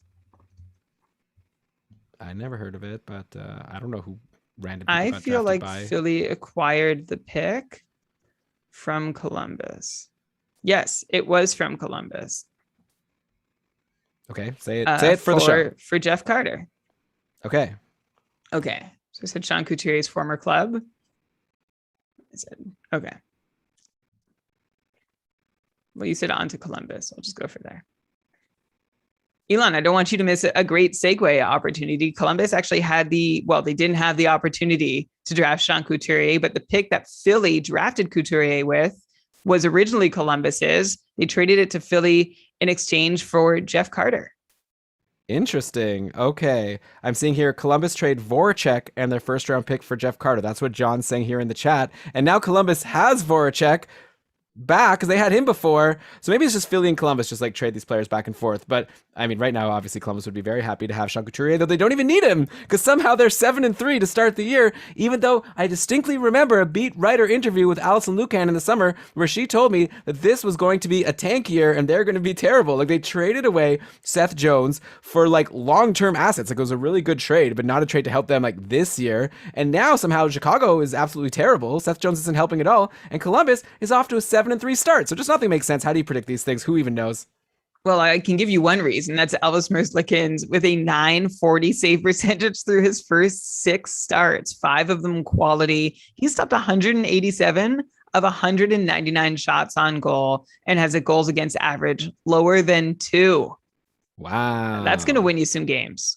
There you go. And Jonas Korpisalo has held his own, at least in two of his 4 games. He's been good. So yeah, Columbus is getting better goaltending than Chicago. Though Chicago right now is playing Nashville, and I've been kind of following it while we've been recording the show. It was 1-1 in the third, a very rare game where Chicago's not letting in like a handful of goals. So we'll see if that holds with 6 minutes to go. It's Kevin Lankinen in the net though, not Marc-Andre Fleury. So I mean that's probably not good. If you have Marc-Andre Fleury and he's like blowing you up every night, then you start to see that Kevin Lankinen actually has a good game. That makes you even more like, why am I holding on to this Fleury guy? So I guess we'll get to Chicago next week when we do the bottom teams. But right now, it would be really hard for me, Brian. And we've discussed how maybe I just don't like having dead weight on my teams, and maybe I drop or trade people too soon, like Tyson Perry. But it would be so hard for me to hold on to Marc-Andre Fleury right now. But anyways, we're on Columbus, and the problem with Columbus is even though they're doing really well, they beat Colorado 4-2 on Saturday. But unfortunately, they did it without Patrick Laine because he's out of the lineup and he's going to miss 4 to 6 weeks with an oblique strain. So hard to stranger things will happen, right? But hard to imagine Columbus will be able to keep this up, losing one of their best players. So here are their lines from Saturday with Laine out of the lineup. They were rolling with Voracek, Cole Sillinger, and Yegor Chinakhov, who had 2 assists. That was Chinakhov's first 2 points of the season. And by the way, Cole Sillinger also scored a goal in that game and had 2 goals and 1 assist versus the Avs on Wednesday. So Cole Sillinger, another potential player that maybe would be in consideration for the Calder Trophy this year if it wasn't for those darn pesky Detroit Red Wings. So that's one line, Voracek, Sillinger, and Chinakhov. And then the other line that is of note has been Nyquist, Jenner, and Bjorkstrand. And then basically nothing, right? Like Jack Roslovic, forget about this guy. I'm sure everyone already knows this, but like he's playing with nobodies. It's basically these 2 lines are the bulk of the offense. And the start of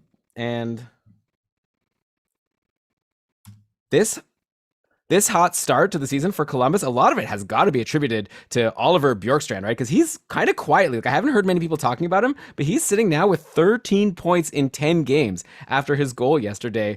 Bjorkstrand, sure, he had a 4-point game to start the season, so that buoys that a little bit, but still after that, he has 9 points in his last 7 games. So it's not as if Oliver Bjorkstrand is a fluke. He's shown us hints of being a superstar, like superstar potential, let's say, over the last couple of years, but he's still never paced for more than 64 points. Brian, do you think this is the year that he really has a true breakout, let's say break 70 points this year? Like we didn't think it would be possible going into the year on this like tanking Columbus team. I remember we were talking about some players like Laine and, Bjorkstrand and whoever, Voracek, and we were like, yeah, but I mean, how many points can anyone get on this team if they're going to be bad? But all of a sudden Bjorkstrand, like I said, 13 points in, 9 games to start the year in 10 games. And I don't know, he hasn't seemed to slow down that much. He's been great. Oliver Bjorkstrand is someone we've loved on the show for years now. Right now, he is on fire. He's been on the ice for 7 goals at 5-on-5 and collected 7 points on those goals, which means Bjorkstrand's points participation is 100%. But that's what Bjorkstrand does. He creates. He has an 80% points participation rate his whole career. So being in on 100% isn't even like that much of a stretch. Bjorkstrand is one of the highest points participants across the NHL. And I really like what I'm seeing from him pretty much everywhere in his numbers. It looks like Bjorkstrand has kicked his 5-on-5 performance up a notch, which is great because he's pairing that with, believe it or not, yes, a nice improvement of deployment on the power play. Do you know that last year, Oliver Bjorkstrand saw a less than 50% share of Columbus's power play time? And it wasn't like 48 or 49. It was like 43%. And he pays for just 9 power play points, but he still managed to pace for 64 points on the season. This is one reason why I'm so excited about Oliver Bjorkstrand, because this year he is playing on the top power play and loving it. 4 power play points in 10 games, a 33 power play point pace, which may be high, but it's still really easy to see Bjorkstrand adding at least 10 power play points to last year's numbers, which if he just holds his 5-on-5 production would get him to 75 points. And I already said, I think he could actually improve his 5-on-5 production compared to last year. So you asked if this is the year Bjorkstrand breaks 70 points this year. I don't think the question is 70 points. I think it's 80 points is the goal, that he has a chance to break that mark. I think Bjorkstrand has point per game potential because I do think he can hold it 5-on-5, and maybe he add another like 15 power play points to last year's 9 power play point pace. I'm really excited to see just how far Bjorkstrand can push this season. Wow. Okay. So maybe you could still reach out to a Bjorkstrand manager, and someone who thinks that they're like selling high because like in the end of the day it's Oliver Bjorkstrand, and maybe you could get still a bit of a steal, but the time's going to start running out. But yeah, now's the time that you go and get Bjorkstrand. Who was the player before that you said you would trade for Kevin Fiala? I forget. We were doing a comparison there. Anyways, whoever that was that we said we liked Fiala better than that guy. Also, we obviously like Bjorkstrand better than both of those players at this point. Well, wait, we shouldn't say that guy. It was Duclair. Oh, Duclair, yeah. I don't know if you could actually get it. I don't know. This is like silly advice. He's great, but you're saying Duclair for Bjorkstrand, for sure. Yeah, I guess you wouldn't be able to do it. But yeah, if you have Bjorkstrand, don't let someone fool you out of him. He's very, very good. I actually have him in my Dynasty League. I traded Linus Ullmark for him in the offseason. And, whatever, goalies. It's hard to compare, like, if we won or lost the trade, because different people have different values, and the person who got Ullmark needed a goalie, and he's been fine. But I'm definitely very happy to have Oliver Bjorkstrand. Okay, let's next go to the Minnesota Wild, who are 7-3 going into today, though I believe they're currently losing to... Yeah, they're playing today against... Why is my page loading too slowly? They're losing to the Islanders 2-1 with only 4 minutes left to go in the game. So this record might be falling to 7-4 unless someone on this team can score a goal soon. Zuccarello, the big news for Minnesota is they got Zuccarello back recently, and he's playing today for his first time in a while. So far, no points. Interesting to look at how the lines have shaken out. I thought maybe Minnesota would go back to their lines to start the year once Zook was back, but no, it's been Freddie Gaudreau centering the top line with Kaprizov and Matt Zuccarello. So that's not something that I expected going into today or into the season. Gaudreau has had a decent enough run recently, but actually, let me even verify. Sorry, I didn't even have him for some reason scheduled to talk about. Frederick Gaudreau. Going into the season, Gaudreau had a 2-assist game recently against Pittsburgh. Aside from that, he hasn't really done much on the season. So I wonder how long that'll last. I would have hoped, I guess, for Eriksson Ek to be back with Kaprizov and Zuccarello, but Eriksson Ek's been playing on a line with Kevin Fiala and the red-hot Marcus Foligno. So maybe that's not too bad of a spot either. Marcus Foligno has 5 points in his last 4 games and 8 points in 10 games on the season. Again, going into today, pointless today for all of the relevant players on Minnesota. Keep in mind that Marcus Foligno also paced for a 55-point pace last year. He only played in 39 games. He missed some time with injury, but still, he was already starting to have a bit of an offensive breakout. So, Brian, is there perhaps something here with Marcus Foligno that we need to start acknowledging? Is he like potentially next Tom Wilson? He hits a lot, and now all of a sudden we're starting to see potentially at least like 50-point potential. Do you see it? So last year, Marcus Foligno had production that looked great, like you mentioned, but his numbers didn't look sustainable for a number of reasons, a lot of high percentages. This year, we're seeing the same thing from Marcus Foligno, except he is seeing 70 seconds less of ice time per night. So I'm not bought in, seeing that he's lost some of his deployment and his percentages still look like they're unsustainable. But I am open to seeing if Marcus Foligno maybe can hold some of these numbers a little above what we'd expect them to be at 5-on-5 in his shooting percentage and on ice shooting percentage. I'm betting against it because leading into this run, like Marcus Foligno, not new in the NHL. He's 30 years old. He'd already played 550 NHL games and put up just 170 points. So it would be strange to me if suddenly Foligno becomes this 60-point player who can score on 20% of his shots, and while he's on the ice, his teammates score on 13% of theirs. I'm open to Foligno being a better player than he has been before, because this might be some new deployment that he hasn't really had before, like better line mates. He spent the first half of his career in Buffalo, and we know what that does to someone's numbers. And, well, I hope gladly not his career. So I'm glad Marcus Foligno has a chance here in Minnesota. But I think you're probably looking at a 45-ish point player, maybe 50 points, who, can throw some hits, which is what Tom Wilson has been for a long time, or had been for a while as well.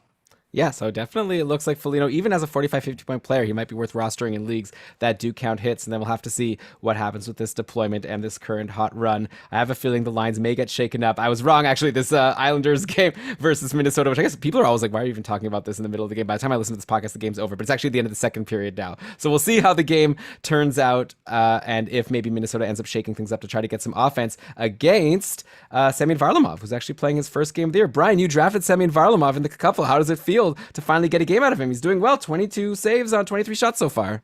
Yeah, it's been a long wait for Semyon Varlamov to get a start, especially the last 2 weeks, because he came off IR just before that first 1-game week for the Islanders, and he still hasn't played until now, right ahead of another 1-game week for the Islanders. So Varlamov rosterers, better times are ahead with busier schedules. So just get through one more week of having a pretty useless Varlamov on your roster, and then hopefully he's going to be worth having held all this time. Yeah, I definitely agree. And we'll get to the Islanders, I guess, in a little bit. But we can't, skip the line because the next on the list are not the New York Islanders. It's the reigning Stanley Cup champion Tampa Bay Lightning, who are now 6-3-2 on the season after their drubbing. Or I guess it turned out not to be too much of a drubbing, but they beat the Sens on Saturday 5-3. They jumped out to an early lead, and the Sens got a couple goals near the end.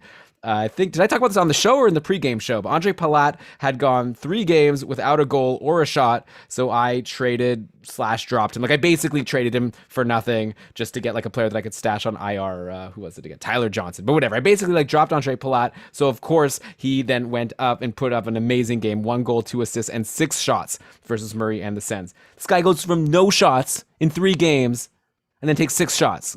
Are you kidding me? But anyways, whatever. Okay. So the lines had been actually shaken up a bit in that game. Palat was playing with Point and Cirelli when Palat had previously been playing with Stamkos. Still on the second power play, though. And Tampa does only play 2 games next week. So while I'm like sad to not have had that great game on Saturday, I still wonder if that almost was like a trap. And now people who were planning on dropping Palat are going to hold on through 2 games next week where he'll end up doing nothing. And people will wish they did just like follow through with their original plan of dropping him. So what's your take at this point, Brian? Is Palat, after this amazing game, given new life and someone that you got to hold on to, or would you still be concerned that he could, soon have another stretch of 3 games with no shots and no points very soon? The latter, the one you just said, I think it's a really nice burst of offense from Palat, which we can see, but we've seen him have amazing line mates in the past at 5-on-5 and do like average stuff with them, nothing exciting. We saw him come to life last year because he got to play on the top unit on the power play, but that hasn't happened this year. So I'm actually going to animal farm my Palat analysis here and say power play 1 good, power play 2 bad. That's it. If he's on the top power play, keep him. If he's not on the second power play, get rid of him. Or at least he's a bottom roster streamer type guy in a cupful-ish deep league. In a shallow league, yeah, not worth hanging on to. All right, so I guess I won't feel too bad just yet. Let's see how he does in his next game on Tuesday, and then it's a long wait until he plays again on Saturday next week. Okay, next up. By the way, speaking of tough holds for next week, I'll just keep jumping back to the Islanders, even though it's not really their turn. Anders Lee, a couple goals today for the Islanders, and they have, like you said, Brian, another 1-game week next week. Okay, let's just do the Islanders. Okay, and then Brock Nelson had that 4-goal game and followed that up with a 1-goal game. So these are more like potential traps where I feel like last week and the last couple of weeks we've been saying, yeah, it's going to be really hard to hold these Islanders players with a bad schedule, especially when they're not doing anything. But now Nelson and Anders Lee are doing stuff. So if these guys are, let's say, in free agency, it's like becomes tricky. You have to decide, like, am I going to jump on these players who, after next week are going to go back to having normal schedules moving forward? Or do you just like leave them? And I don't know. What are your thoughts right now on like a Brock Nelson and an Anders Lee? I guess same as before, or have these like recent goal outbursts changed anything? They haven't changed anything for me. I know Anders Lee is someone, he and Matt Barzal, along with the goalies, were the only Isles I said were still worth holding on to for their last 1-game week. And Anders Lee was like pretty disappointing up until this moment. So he might not have even really qualified to be up there with Barzal. And now Brock Nelson has entered the conversation. I think Brock Nelson is absolutely worth rostering, but he's been a free agent in a couple leagues I'm in. And I think the reason is because he has 5 games over 3 weeks. Now you're just down to 1 game over the next week.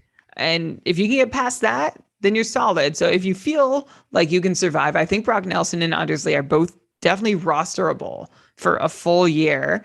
If you don't need them to compete short and long term, Like if you don't need them playing, but you can have them on your roster, then have them on your roster. Go for it. But if you really need to get the most games possible out of your players and really grind away on the free agency circuit, then they're both tough holds. I would let them both fall until the moment that they're worth picking up again, which will be later in the week when they play that one single game, which will then be followed by many normal weeks of scheduling. Yeah, man, it's just kind of annoying that you have to think of stuff like this. But It or maybe you is. can say that's fun. Maybe that's the fun of playing weekly head-to-head fantasy. I still can't decide right now. I guess it's been so long since we've been playing fantasy hockey, and now I'm realizing, man, it's really frustrating when you have to contend with these schedules. It also gets a little frustrating when you have a million players on the IR, as I know a lot of our patrons and people on Twitter have been telling us about. So anyway, but we, truck on, and let's go now to the next best team in the league, and they're the Winnipeg Jets, a team that Brock Nelson did score one of those goals against recently. The Jets are 6-3-2 on the year. They had a rough game on Saturday. They were already without Connor Hellebuck. They lost 2-0 to the Islanders. Ilya Sorokin shut them out. And then Mark Scheifele and Paul Stastny both left the game with injuries. And apparently they might not be serious. Like, we're going to get updates on Monday. So if anyone who has, Stastny, whatever, I guess like he's generally a free agent in most leagues. But obviously Mark Scheifele, you're hoping you're not going to have to miss more time with him after he just came back recently from the COVID list. I guess the player we really need to dig into on this team at this point is Andrew Kopp, right? He's had such an insane start to the season. He had 3 assists versus Chicago on Friday, which brought him to 12 points in 11 games on the year. Over a point per game for Andrew Kopp. This is a guy who broke out last year for a 58-point pace, but unlike Joel Ferriby, he's following it up with, so far, an even better performance. Are we comfortable saying at this point that, yeah, probably last year's 58-point pace Andrew Kopp is for real, and now this year we're finding out if he's even better? Or do you think this is all unsustainable and the bubble's going to burst any minute? I don't think. Okay, sorry. Let me just start again. I don't think. Oh.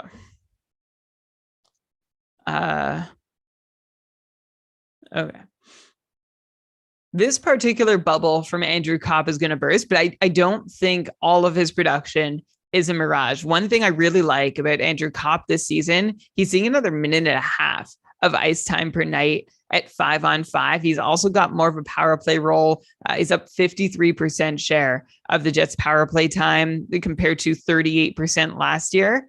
The thing is, that's about it. That's what he has going for him. And that's a lot. That's good because everything for Kopp looks the same as it always has underneath the hood, but his deployment has risen, and so is his success. And of course, it's also nice to play with Nick Ehlers and Paul Stastny on a legit top 6 line, which he hasn't had the privilege of being a part of on a consistent basis at any other point of his career. Right now, Andrew Kopp is overperforming because he's doubled his shooting percentage at 5-on-5, having scored 5 goals on 25 shots. His on-ice shooting percentage is high too. So what Kopp is doing right now is too good to be true, but he's had steady numbers for the last few years. His deployment is going up, so he just has more time to do the things that he can do and better players to do them with Ehlers and Paul Stastny. So I think 60 points is in reach for Andrew Kopp, and I'd like to see him get there. It would be a nice little story because this is a guy who's been a middle 6 player for so long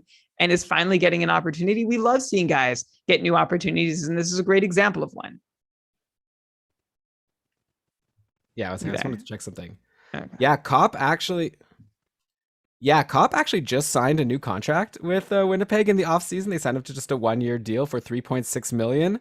I feel like the Jets maybe are going to wish they had that back and could have locked him in for a few more years because he's definitely earning a much higher contract than 3.6 if he's going to keep this up for the season. Like you're saying, Brian, with the deployment he's getting, seems like he's going to be capable of doing that. So great job, Andrew Kopp. Not such a great job for me. I feel like in a couple of my leagues, remember when we all did our drafts and then there was still a week before the season started and you had unlimited ad drops during those weeks, and I was just cycling through a bunch of players as I was getting different preseason news, just trying to land on someone who I thought was going to end up being the hold. And I think at one point in both of those leagues, I had Andrew Kopp and then just dropped him before he even played a game. And now I really wish I just held on because he was definitely better than even the Michael Bunting, who I ended up with in one of the leagues. I like the spot that Bunting is in, but Kopp is the one who's really producing.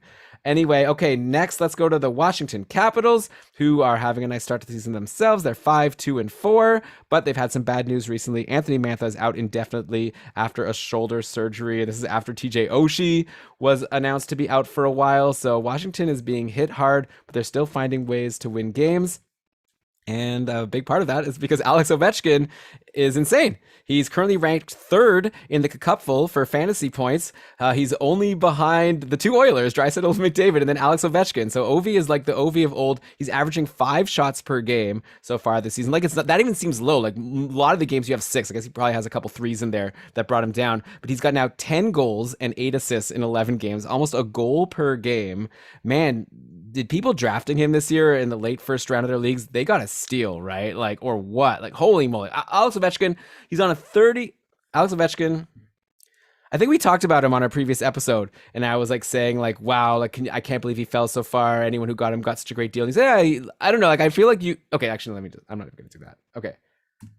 Actually, let me just do this whole Ovechkin thing again. I don't know why I'm like struggling with him. Alex Ovechkin currently ranks third in the cupful in terms of fantasy points for skaters. He's behind only the two Oilers, McDavid and Draisaitl. He's averaging 5 shots per game like it's nothing. Like, it feels like a lot of the games he has more than 5 shots. He's just shooting up a storm. He's now up to 10 goals and 8 assists in 11 games, almost a goal per game. Man, did people drafting him late in the first round in their leagues get a steal or what? Holy moly. And at 36 years old, Ovi is on pace right now for the best season of his career.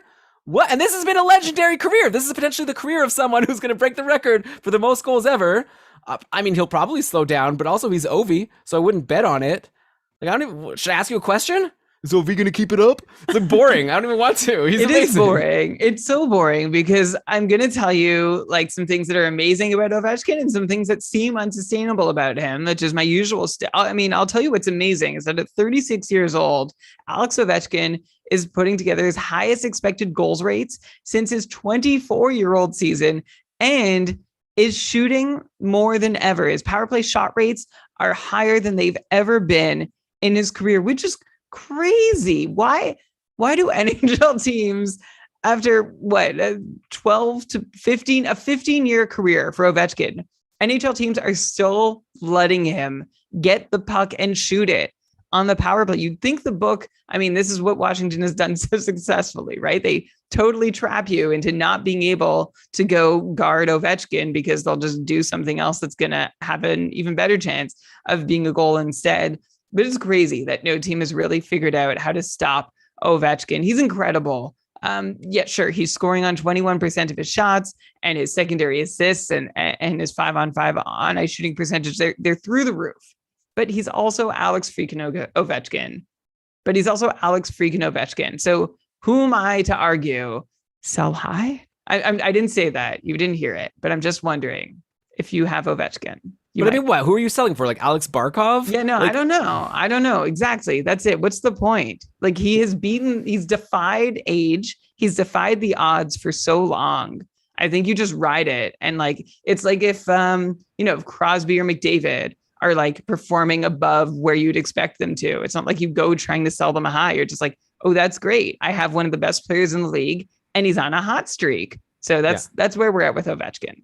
Yeah, it's pretty wild because, there were so many years where Ovi was the clear number 1 overall pick in leagues that are like multi-category leagues, like the cupful. He like would lead everyone in scoring. And maybe the only player that you'd consider would be like a Brent Burns because he was doing so well and he had that value over replacement as a defenseman. And now here we are, the year where Ovi fell like to, the end of the first round in a lot of leagues. Brent Burns like way down in the list. And the next team I want to talk about is the San Jose Sharks, who are 6-4-1. And Brent Burns is having another one of his, like, I mean, maybe not at the level like Ovechkin, like not like peak Brent Burns, but still, man, if I look at the highest ranked defenseman in cupful points this year in our format, you've got Roman Josi, Adam Fox, and then Brent Burns. His 2 assists yesterday versus New Jersey brought him to 9 points in 11 games. He also took 7 shots in that game. The guy's averaging 3.8 shots per game, back to his dominating numbers from a few years back. Brian, we've asked about Erik Karlsson earlier in the year. Too bad he's off on the COVID list. We haven't been able to keep up and see if he could keep up what he was doing. But we asked if Erik Karlsson is back to the EK65 of old. Is Brent Burns potentially back to the Brent Burns of old? So far, it's kind of looking like it. It looks like it in his minutes. And actually, here's something else that's crazy. We just talked about Alex Ovechkin setting certain career highs at 36 years old. Brent Burns in his age 36 season, playing a career high 20 minutes a night at 5-on-5. You would think during Brent Burns' illustrious career, he might have played more often than he's playing this year. No, he hasn't at 5-on-5. That's crazy. Way to go, Brent Burns and coaching staff for making that decision together. Burns, to get these high point totals, he's got a lot of secondaries that are helping him get there, which, isn't the number that you want to see the highest. You want to see a player with goals or primary assists to feel like they're more likely repeatable. I mean, Burns does have 3 power play points in 11 games, which is nice, especially when you compare it to him having had just 6 power play points in 56 games last year. So he's, on pace to shatter that. But I don't love what I see from Burns at 5-on-5, like the on ice numbers while he's playing. Not great for the Sharks while he's on the ice. And so I don't think there's a ton of indication that vintage Brent Burns is back. That said, he had a 42-point pace last year. This year looks similar-ish. Maybe a little more success on the power play is coming, and Brent Burns could be good for 45 to 50 points. It'd be nice if his shots continued too. I think maybe just because he's playing all these minutes, that's helping him throw a few more shots on goal. But I'm not getting so excited. Like, I'm obviously more excited about Ovechkin at 36 than Brent Burns, but Brent Burns still showing himself to be at least rosterable for now while he's putting up shots and power play points. At least rosterable. The third highest ranked defenseman is at least rosterable at the moment. Okay. But yeah, you're saying you don't necessarily think he's going to be able to keep it up to this extent. But obviously anyone who drafted him as like the 10th or 12th defenseman off the board is laughing right now. You probably got great value for him. And like Erik Karlsson, it's just, enjoy it. I don't think there's much to do except enjoy it while it lasts and hope if and when it peters out, he still holds some solid relevance, which I think he's capable of doing. Okay. I mean, if you actually are really confident that he's going to slow down, then probably now is a good time to sell. I think that it's not the kind of thing where you just hold it, because there's probably a lot of good defensemen that you can get for him. But I don't know. It's just like when someone's, me, Brian, I'm a sucker for shots. When he's taking all these shots, I'm like, let me just hold on, because a lot of my leagues count shots and they're worth a lot of points. And sometimes those shots turn into goals. Those are worth a heck of a lot more points. So I don't know. I'm loving it, but fair enough. Maybe these even strength underlying numbers could be a little better. Let's go, Brent Burns. Pick up the pace. Speaking of the Sharks, they sent William Eklund back to Sweden after his 9-game tryout. He had 4 assists in that span. Apparently, he wasn't happy about it. But I guess, okay. Goodbye, Eklund. Nice showing, and definitely a name we're going to all want to remember for next season, because I have a feeling next year he's probably going to be just as big of a standout in training camp, and he'll probably stick with the team. So don't forget about William Eklund in your one-year leagues next year. In the meantime, if we look at who are the forwards on this team worth having in fantasy outside of Hurdle, Meyer, and Couture. Meyer's obviously off on the COVID list right now, but I guess Jonathan Dahlen looks to me like the next best option. He continues to impress. He scored a goal yesterday versus New Jersey, up to 5 goals and 2 assists in 10 games on the season from his spot on, I guess, the top line with Couture, unless you want to say the Hurdle line is line 1.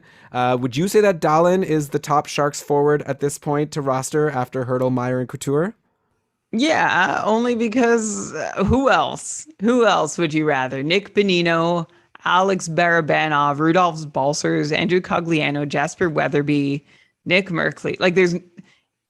I get what you're saying is that Jonathan Dahlen has some fantasy upside and he's playing well and getting some early looks, and that's great. I like him as somebody who has a shot to come out of nowhere and be relevant this season. But the frame of how it's not a high bar to clear to be the next most rosterable Sharks forward behind Hurdle, Meyer, and Couture. There's really no one else out there. Maybe Rudolph Balcers makes himself rosterable at some point. But so I like Jonathan Dahlen. I think that's the point of this conversation, right? Yeah, earlier on, I asked a question. You were like, that's a great question. I felt so good. And now I'm like, that was a terrible question. Even the way you were saying those names, you were like, Alex Barabanov, Rudolph Balcers. Blech. Okay, I liked fair it. enough. It fair made enough. it a fun question for me to answer. Yeah, that's the goal of the show. All right, so next up, let's talk about the Anaheim Ducks.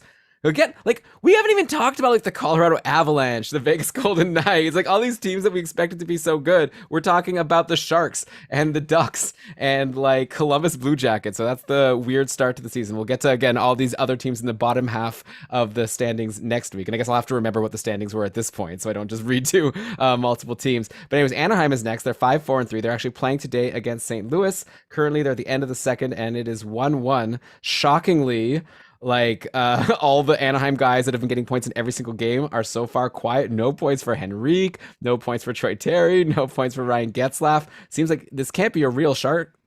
Seems like this can't be a real Ducks game if those guys aren't getting points, right? But obviously they still have a period to go.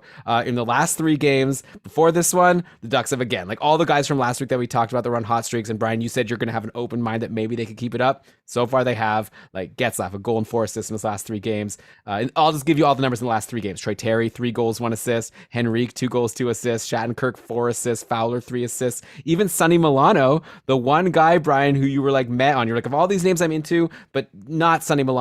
He even has 3 points in his last 4 games after his power play goal versus Arizona on Saturday. So we'll see what happens today. But yeah, are we still, I guess, at the same point where it's like we just have to wait and see? Like it seems like it's for real, but also it's like these names aren't players that we expected to be for real. So we need to see more to really believe in it.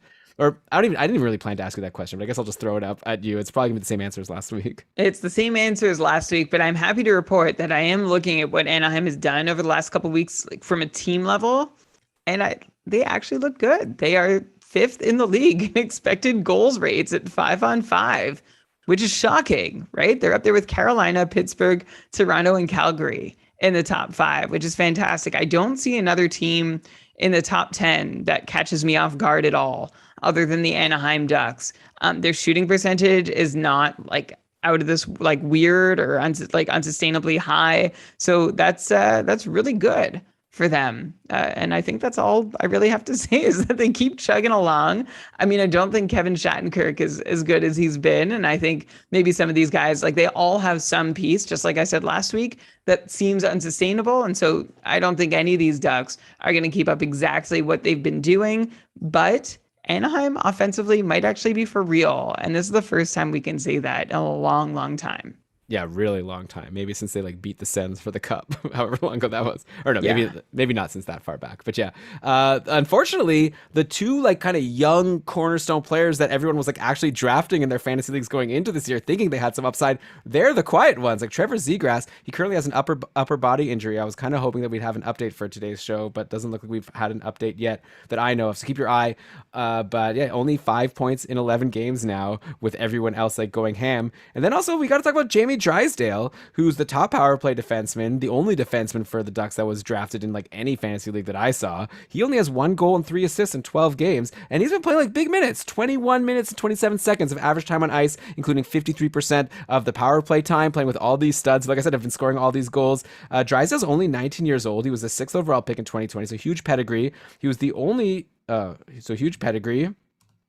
Clearly, he must have been on the ice for a lot of these goals, right? Considering he's been on the ice for more than a third of these games. So does he just have a bad points participation score, which would likely indicate just bad luck? Like, I'm just curious if maybe this is a great time where you can actually buy low. Like, it's rare because all the Ducks are doing so well. So maybe now the one Duck that maybe you can get a steal on or maybe grab out of free agency before he takes off is Jamie Drysdale, because he's getting all this ice time. He's on the top power play. He should be the defenseman you want the most, not Kevin Shattenkirk and Cam Fowler, who keep getting points every game. You know, I thought you were onto something when you asked this question. I'm like, yes, I'm almost certain his points participation is going to be down, but it's not. Jamie Drysdale, he actually just hasn't been on the ice for a lot of goals scored. He's only been on the ice for 3 goals scored at 5-on-5, and he's been in on 1 of them. But I think that's a function of the Ducks only shooting 3% while Jamie Drysdale is on the ice at 5-on-5. So I think you're right, Elon, that it's reasonable to expect more offense from Drysdale. Like I'm splitting hairs here as to which metric is unsustainably low for Drysdale to keep him down at this low point pace. But yeah, I think he's a great buy low target because he probably could be seeing some more shooting luck happening while he's on the ice. And when that happens, he's going to be in on enough of it to, I think, be a fantasy relevant player. So even though he looks like he's not one right now, stay tuned. I think he will be. Well, yeah, and also the thing that draws me to him is that he's the top power play defenseman. So you're talking about his points participation at 5-on-5. I'd be curious to know what's his points participation on the power play, because they've been scoring a ton of power play goals. Why is he not getting any points there? Well, I actually skipped that part because his points participation. I actually skipped that part, Elon, because his points participation on the power play is 100%. He's been on the ice for 2 power play goals, and he has assisted. He's been the primary assist on both of them. Oh, well, I guess that makes sense. So I guess it's just like the second power play is better than the first power play. Maybe the reason why he has a higher power play time on ice than like Kevin Shattenkirk is because when Kevin Shattenkirk goes on the ice for the power play, he scores, his team scores, and then he gets off the ice. Yeah, well, we'll have to keep watching and seeing if Drysdale does have success with his unit, like more. But yeah, he's been on the ice for only 5 goals all season long, and he's had points on 3 of them. So that's pretty good points participation for Jamie Drysdale. And I think there's more to come at even strength and hopefully on the power play too. Yeah, so maybe you can wait. I don't know, like grab him once he gets his first point. Like maybe no one else is rushing to the waiver wire to grab him unless they're listening to keeping Karlsson as well. But I have a feeling that you're gonna, at some point this year, wish you had added Jamie Drysdale when you had the chance. Also, I feel like I keep saying Jamie Drysdale. Yeah. We do. It's for some we're tripping. We haven't had a whole lot of time we haven't practiced his name very often. And by the way, I also misspoke. Jamie Drysdale's been on the ice for 6 goals this season and has 4 points on them, just to be clear. So his points participation is actually too high. Oh, okay. So it's the opposite of what I thought. So you just play better, Drysdale. Okay. Play better, Drysdale's teammates. Drysdale is not on the New York Island. Okay, no. Okay. All right, the last team I have on this list to round out the top 16 is the New York Islanders. So I guess we've already covered quite a bit on this show. So I mentioned how the talk of the town is Brock Nelson, who scored 4 goals versus the Habs on Thursday and another versus the Jets on Saturday. Then Anders Lee had a couple today. So we've talked about how like Nelson and Lee might be the types of players that you're going to want to have after this week. It's just a matter of maybe you play a game of chicken with your league mates if either of them are in free agency. Try to just get this player as late in the week as possible, but still get him so you'll have him moving forward. Also, we talked about how Semyon Varlamov finally playing today. He's good. He's Semyon Varlamov, but while he's been out, like Ilya Sorokin, we have to say, like Brian, you said like good times are ahead for Varlamov managers, but like Ilya Sorokin has played all 9 games of the year, so he's 5-2-2. And he's a .939 save percentage and 3 shutouts. Like Ilya Sorokin is like having an amazing season. If he was like not on the Islanders, like if we weren't so sure that Varlamov is going to take 50% of the games, I would consider Sorokin to be an early Vezina front runner, right? Like he's having one of the best seasons so far, and we've talked about a lot of great goalies. It's just like maybe Barry Trotz will just be like, sorry, dude, I'm not going to let you have this Vezina because I'm going to give Varlamov all of, or at least half of the games. Or like, is there a chance with how well things have gone that maybe Trotz just is like, look, Ilya Sorokin is like clearly an amazing starting goalie. Why don't we just use Varlamov as a backup and let's see how far Sorokin can take us? Like, do you think he's earned more than just being a 50-50 guy, or do you think they're just going to stick with the plan? And obviously you have no way to know. I'm just curious to get your take. Yeah, it's been amazing to watch Sorokin do what he's doing. And part of me wonders just whether the Isles want to see how far they can push him. But I think that if that impulse is there at all, it will fall in line behind the Islanders wanting to play their goalies 50-50, which they've done for several years in a row now, including with the exact same tandem last year. At some point, it'll be time to pass the torch. But I would be really surprised if Sorokin saw, say, more than a 55% share of the start. And I really think the most likely scenario is that they both see almost exactly 50% of the remaining starts between them. So as good as Sorokin has been, I think we saw last season Varlamov is capable of just the same thing. They're both capable of being amazing for their team to the same extent and do that while they're splitting starts. So I have a sense that's going to be what continues happening in Long Island, but it is at least interesting to see Sorokin get an extended run thanks to Varlamov's injury and say, oh yeah, he can handle playing 9 games in a row. That's great. Yeah, and Varlamov, by the way, has only played 45 minutes as of now, and he even has a better save percentage than Sorokin so far. So it was to show, like, I feel like Trotz is just stealing Vezinas from both of these guys. Like, he should just pick one, let them go get their Vezina, because either of them could have, like, a world-beating season if they got to play the same number of games as Andrei Vasilevsky. Though, I mean, I should say, like, it's a skill to be able to play so many games and do well. It's hard to not crack under that workload. So far, Sorokin's done well. It's only been 9 games.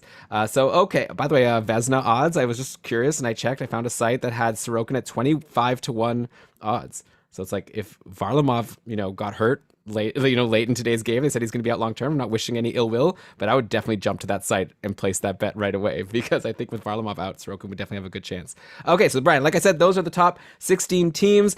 I just wanted to mention a couple quick things that I don't want to wait for next week, just to get like really quick takes, or at least like make sure we're getting people up to date with all the fantasy news. So some big news out of Montreal before we end the show. We'll do a lightning round here, okay? I have the quick hits. So Carey Price is apparently going to be back with the Habs on Monday, though if you listen to Ducharme's interviews, it's like yeah, he's out of the player assistance program, but like he's still coming off this injury. He's going to need to go see their like therapists. Then he's going to need to get on the ice and skate. So apparently it might still be like 2-3 weeks. So like, unfortunately, Jake Allen has been pretty bad aside from like a couple good games, and he has a bunch of stinkers sprinkled between them. So on one hand, like I don't want to be like, okay, well, Jake Allen's still going to be your like good volume starter for the next few weeks because he hasn't been good. But if you do have Jake Allen, he will likely still be a starter for a few weeks, but maybe start coming up with those contingency plans because eventually Carey Price will, get on the ice and we'll assume he'll come back. So that is just some news there.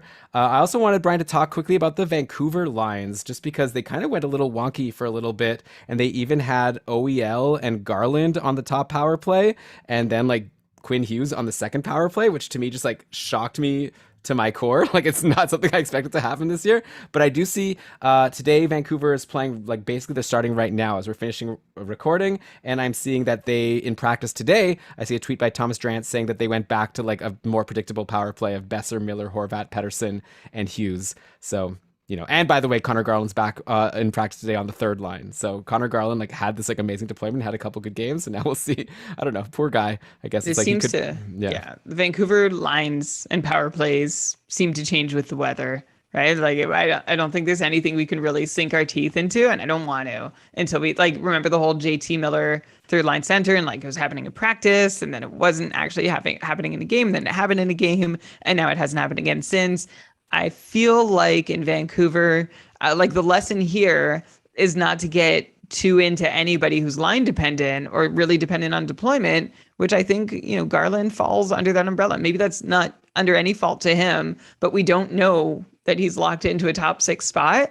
And we know that he doesn't seem good enough to be fantasy relevant outside that top 6 spot. So in the meantime, I think he's like a fringe roster guy, good for a stream when you see him jump into that top 6. But it is really, really frustrating to try and hold on to him or anyone else who you think just needs to be in that top 6 to produce in Vancouver, because it's just changing all the time.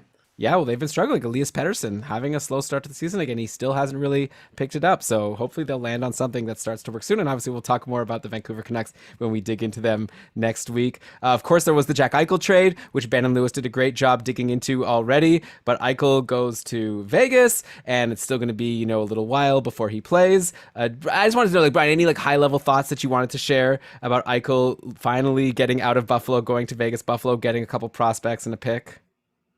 No, I don't think so. I'm really excited for Alex Tuch, who when he's healthy, he's going to have a huge chance to produce in a top line role, the role that I think he's been suited to play for the last 2, maybe 3 years, maybe more, but has never really had the chance to do in a consistent fashion. So I'm excited to see what Tuch can do. I'm just hoping that there's like a centerman he can play with. Tuch, Olsen, and then just somebody in the middle. Please help these two guys, because I think they're both quality. I think Tuch might be better than Olofsson, and I'd love to see what Tuch can do now that he's unleashed. Of course, Eichel in Vegas. We'll just see how that shakes out. The fantasy angle is, if you have Eichel, do you try and get rid of him now? Or if you don't have Eichel, do you try and get him? And I actually, Elon, I'm curious what you think. I don't, this is all assuming like your IR situation is fine. I don't think the trade changes anything for me with Jack Eichel. Like if I had him already, if I already wanted him, like I feel like you've already made this assessment. And if you've already decided it's worth having him, then it's still worth having him. If you decided it wasn't, then it still is not. What do you think? I mean, I'm not really sure how to parse exactly what you're saying, but yeah, I definitely agree. Like Eichel's not going to like now be like better than his high highs in Buffalo in Vegas. Like I think that probably he's an amazing guy. He's probably potentially good for like 90 points if everything breaks right and takes a lot of shots, and we'll have to see how the lines shake out. I know a lot of people, Ben and Lewis, talked about like, is he going to play on the top line or second line? It's almost like, to me, like not worth discussing that now. First we have to get him healthy, then we'll get him into practice, and then we'll start speculating on the lines. But yeah, he's great. Like Eichel's really great. If you could have him, he's great. But yeah, obviously if you have to trade for him at this point, then you don't want to give up too much. I don't know. I mean, yeah, like Eichel's great. So I don't know. Let's just move on. Let's talk about the Ottawa Senators quickly. We had a question from Mops with a 0 0 in our Discord server, longtime patron at this point, and high ranking in the cupful. I believe tier 2, if I'm correct. But anyways, Moss was asking about a couple of Senators, Brian, so I thought we could just quickly cover them because these players are on a lot of people's minds, and you're obviously a big Sens fan, so you'll know the answer. So there's 2 players on the Sens who were drafted pretty high in a lot of leagues that are not doing that much, and that's Timmy Stützle and Thomas Chabot. Okay, so let's start with Stützle. Only 4 assists and no goals in 11 games so far. His deployment has been Yawn City lately. He was playing on a line with Zach Sanford and Chris Tierney in Saturday's loss to Tampa Bay. That's not great. He's been on the top power play, but doesn't seem like it's helping him that much. So, like, how long are people supposed to hold on to Tim Stützle while he's not producing over in Ottawa, not getting the best deployment? And actually, another guy on that power play is Thomas Chabot, who, only 3 assists in 11 games. This is supposed to be, like, at least a half point per game guy with upside for, like, 50, 55. And it's not as if all of Ottawa is cold. Like, Batherson and Norris are having fantastic starts to the season. Brady Tkachuk has gotten going now that he's joined the team. But for some reason, just Chabot and Stützle, both on that top power play with those other 3 I just mentioned, not doing anything. And the Ottawa power play looks to be okay too. Like, I'm just checking, their shooting percentage is average and their expected goals rates are average. So they shouldn't be doing so badly on the power play. So it's unfortunate that Stützle and Chabot are having this hard time they're having. Starting with Stützle, I will say, like, his deployment is bad. I was actually trying to buy early on him not long ago, towards the start of the season, because I'm like, oh, he's playing top line. That's really exciting. And then he got bumped to the second line. I'm like, okay, that's still pretty exciting. But now you just mentioned Stützle's on the third line in Ottawa. And there doesn't seem to be much urgency or inclination to play him, which is so strange. Look, a lot of what Ottawa does is strange, and I'm not going to start going down that road now. I don't understand, is all I'm going to say. So it is a really big bummer to anybody who has Stützle stocks and was waiting for them to take off, because it seems as though the team is not ready to really unleash him and let him loose, which is a crying shame, IMO, because Stützle really showed a lot of readiness for that in the early opportunities he had this season. And then as for Thomas Chabot, I think, honestly, I know it's been a disappointing start, but I don't think there's any reason, like, I'm not seeing any reason to doubt that he can get back up to that. Last year he had a 52-point pace over 49 games. I see him landing in the same spot eventually. I know it's been a dispiriting start, but I don't see anything in his numbers to suggest that he's suddenly a worse player or not going to do as well. This is just some early season bad bounces, not working out for him. I will, however, when we're talking about Ottawa, mention that Erik Brannstrom was called up today, which is not at all a threat to Chabot.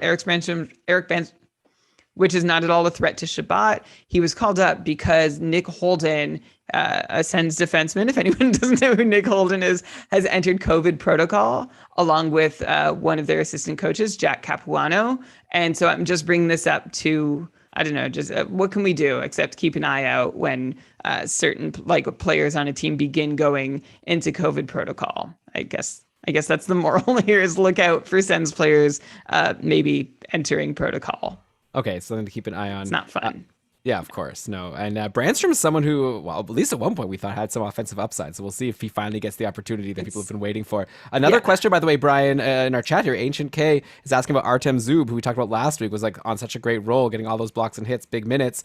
But apparently he got benched for part of the last game. And now people are all of a sudden asking if they should hold on to him for next week. Do you have any quick takes on Artem Zub? We're getting really into your Ottawa expertise here. Well, and this is where it's really hard, because a lot of what Ottawa does is really befuddling, and I don't totally understand what's happening. It's crazy that Brannstrom hasn't been called up until now, given the zero depth that the Sens have on D. Why not give this guy a shot? It's a perfect time. But that's not what you asked me. You asked me about Zub.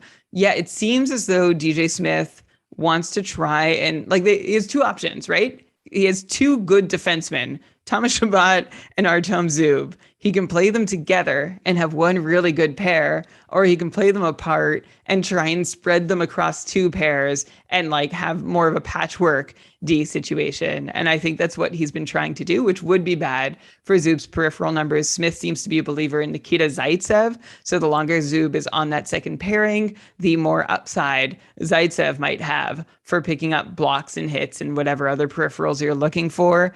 But that's the lowdown. All right, great. And I guess I'll give another couple quick little updates here from things I said earlier on in the show. I was saying how none of the big names on Anaheim had gotten a point today. Of course, that didn't hold. Troy Terry, yet another goal, a power play goal assisted by Fowler and Sonny Milano, Brian. So maybe it's time to become more of a Sonny Milano believer. That's now like 5 points in 5 games, I believe, for him, or close to that. And then also, I totally jinxed Semyon Varlamov. He's now led in 2 goals since we talked about him like 5 minutes ago. So all of a sudden now, definitely Ilya Sorokin is having a much better season than Varlamov. Varlamov has now only a 906 save percentage through 50 minutes of play. Yeah, let's keep updating by the minute who's having the better season, Sorokin or Varlamov, live on a recorded show. Anyway, I thought you actually had a good comment in the chat, in the live chat a little while ago. Well, okay. Chicago beat Nashville 2-1 tonight, and in overtime. And Kevin Lankinen was in net and looked like, just by the numbers, I haven't been watching, but looks like he had a pretty good game. And it's not going to take much to knock off Marc-Andre Fleury, who has played in 8 games this season and had 2 quality appearances. So I think the door's open. It's interesting that Lankinen got the first start under the new head coach, Derek King. And I think he might be someone worth watching. Not that I'm a big believer in the Chicago team, but we saw Lankinen do really well on a worse Chicago team last year. So let's see what happens. Yeah, definitely a situation to watch. Marc-Andre Fleury is no longer the sure starter on that team, in my opinion. Okay, one more thing I'll throw out there. I mentioned it like a few shows ago how Filip Hronek is like a big snoozer, and I think at the time he was even getting benched for a couple of games. I actually added him in the cupful this week, so I might as well let people know that if I call him as snoozer on the podcast and then I add him, I at least need to let people know that I obviously clearly don't think of him as a snoozer anymore. Not that I'm saying he's like a guaranteed guy I'm going to hold all season. I might even drop him next week, but he had a nice game today, 2 assists. He's back to getting, I think, top pairing deployment and nice ice time. He's got 3 points now in his last 3 games. So Filip Hronek not completely gone yet. Like, obviously Seider's taken over as the top D on that team, but Hronek may still be able to be this like 35, 40 point defenseman, which has value in some leagues. So just wanted to say that. But with that, Brian, I think that ends it. We'll talk more next week about all these other teams like Detroit and Montreal and whoever we've tried to sneak in here at the end of the show. Thank you so much to everyone for listening. We really hope you liked the show. We'd love to hear your feedback. You can even give us like feedback, like something you didn't like if there's something you'd like us to change or do differently, maybe we can be better. Every once in a while I see someone post on like Reddit fantasy hockey. There was just one this week where someone was like, what's a good fantasy hockey podcast to listen to? And then someone wrote like Keeping Karlsson, which we really appreciate. And then someone wrote, I can't listen to those people talk for more than 5 minutes. They drive me crazy. And it's like, I'd be curious to know why. I mean, if it's just the sound of our voices, then that's probably not something we can change. But, we're trying our best to do a show here. We don't really have producers or anyone giving us any feedback. And, we don't have a director of the show that's telling us how to do better shows. So you're our directors. Let us know how we can make the show better for you. And we're doing this every week for the listeners, right? So tweet at us at Keeping Karlsson. We'd love to hear your feedback. If you like the show, then we'll take that 5-star review over on Apple Podcasts. If you don't like the show, then you don't need to give that, feedback on Apple Podcasts. That could come privately to us. If you want to support us, we've got our Patreon going. I think we have probably the best fantasy hockey community in the world. I don't want to be too we definitely braggy. Do. I think we do. No, I was thinking about this a couple days ago, and Twitter is really stressful. It's not always fun. I always am having fun on our Discord. It's it's super. And I know I say this a lot, promoting the community, but it's the one non-toxic hockey community or even internet community that I'm a part of. And I really, really appreciate that. I know I can just go and it'll be relaxing and I can have a good time and avoid a lot of what else is creeping around out there. So thank you to all our patrons who make it so. And if that sounds appealing to you, come on in. Everyone's welcome. Yeah, I actually just made a new video, a little walkthrough of, an intro to the Discord server. So Brian's going to throw that into our FAQ there. So now you can sign up as a patron. Or if you've recently signed up, check out the FAQ or tag me if it's not there yet. And I'll give you that video, which gives you a little sense of how to get, because, some people are like, I'm not comfortable with Discord. I've never used it before. It's actually very easy to use. And hopefully this video will help out the new patrons. So anyways, if you're interested in becoming a patron, joining our community, we also have some other perks that are all listed over on our Patreon, keepingkarlsson.com/patron. But with that, Brian, I think we're done here. So let's cue the outro music. Why don't you go ahead and read us the credits? All right. This episode of the Keeping Karlsson Fantasy Hockey Podcast was presented by Dobber Hockey and powered by our patrons, including our super supporters, Flash, Christopher, Andrea, Tom, Derek, David, Rob, and Patty. Thank you all so much. Thanks, as always, to Kevin Hebert for all his help in our community. Thanks to... Should I thank Kevin? Yeah, I'll thank the whole team. Obviously, Kevin. Yeah. Kevin deserves like 20 Yeah. thanks a show. Yeah, it's true. Though he hasn't done that ranking of like, cupful percentage owned yet. A lot of people are asking about He's that. a little busy. If he doesn't get to that soon, we might have to take him out of the thank yous. Thanks also to our team of Cupful co-commissions. That's a lot of co sounds. And thanks to Shams, who helps us read our at Game Day lines, at Game Day News NHL, and at Game Day Goalies Twitter accounts, which you should all follow. Check our show notes. Logo art by BrendanWeeb.com. Outro music by Pat Roach. This episode was researched with help from Dauber Hockey, Frozen Tools, Dauber Prospects, Natural Stat Trick, Evolving Hockey, Cap Friendly, The Athletic, HockeyGoalies.org, Hockey Reference, Hockey Viz, Hockey Database, Elite Prospects, NBC Sports Edge, and Yahoo. Great job as always, Brian. What a fun show. Ben and Lewis will be back at you in a couple days with short shifts, and then they'll be back at you in another couple days with another short shifts, and then Brian and I will be back at you to talk about the bottom half of the league and do deep dives just like this one. So really looking forward to that. And Brian, I guess now you can officially take us out. Between now and then, and always, actually, just do what you can to make sure that fantasy hockey is for everyone. Beauty. Thank you, everybody. Where's this Reddit thread? I hate it when why do when people say how annoying we are? Yeah, yeah. Well, it's people like want to talk about us like we don't, like we're not people. Well, I put ourselves out there, so it's fair. Yeah. But it's just like I'm tired of that. Like, well, here, like someone asked for advice. I guess someone is like, their time is very precious. So they're like, which fantasy hockey podcast can I listen to? So someone wants to make sure to warn them, whatever you do, don't listen to Keeping Karlsson because they drive you crazy. 5 minutes into this show, you want to tear your hair out listening to these morons. Yeah. So. I hate the feedback when it's like they're really knowledgeable and they give good advice, but they're annoying to listen to. It's like, like we're so close. I don't know. I can't change how I am. I guess I probably could. I guess we could have like a total. We should do like an NPR style episode one week and just be like, "Hello, you're listening to the Keeping Karlsson podcast." So I think that person deleted their comment. I found the thread. Oh yeah. And like there are 2 replies to them. Oh no, sorry. One of them is positive. What was the positive one is I've always thought Elon is so enthusiastic. I think he's a really great speaker. Oh, okay. So I can't do the NPR version now because then I'll annoy this person. Yeah. By the way, Brian, Joel Eriksson-Ek, another nothing game, but he's playing a lot of minutes. 3 shots. Yeah. Minnesota's weird. Everyone's like, I wonder if we need to cool it with the Kevin Fiala stuff. It's not a sure thing. Everyone's just like, well, last year the same thing happened and he ended up doing well, so probably that'll happen again. It's like, I don't know. Probably is a strong word. Maybe I might downgrade that to likely. No, I think you said in a question about Fiala, like we can't just assume he's going to be good, but I honestly think we can assume that. Well, I don't know. Game in, game out, he's taking shots. Like, I need to start seeing these shots, I think. Like, I'm seeing 3 shots per game, but like, there's a difference between a McDavid shot and, or an Ovi shot and like some other shots, right? So maybe I need to start. Okay, next time I go to answer an advice question about Fiala, first I'm going to go find. Is there videos of this? That would be really handy, right? To just see. I want to see all of Kevin Fiala's shots because I'm seeing 3 shots per game. Nothing's going in. Is that just like bad luck, or is he bad at shooting, or is he like not getting good? Like, are they like shots from the point that weren't expected to go in anyways? If only we had a Minnesota beat writer that spoke to us. We don't. Oh yeah, I guess we don't. Russo. He doesn't speak to us, but he tweets a lot. That's true. You might get a response from him if you ask.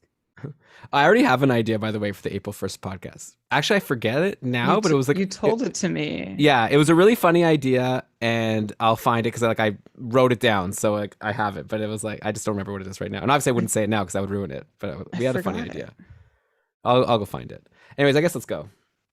Bye. I forgot it. Bye, everybody. What is it? It's in our chat history, so it should be findable. Yeah. Thanks to everyone in the chat saying to ignore the trolls. I like positive. Well, the thing is, I want the feedback. Like, because like we've had negative comments on Reddit that I used to try to make the show better. Like they said we argued too much, and I tried to take that out. At least in the edit, I take that out. And then like there was another thing. Take out some of the stupid Raymond talk. I think that went on too long this time. Oh, I think we ended up cutting out that whole thing, didn't we? No. Oh, okay. So I'll try to do that. Well, because you were like, well, you did that. You were like, he's not Okay, stupid. without sniping it, I'm just saying. I'm not blaming anyone for it. I said okay. we. It's so hard. I wish you almost like say it in the moment so I could put an edit point. Now it's like it's gonna be, but maybe as I go It's gonna through, be I'll find fine. Yeah.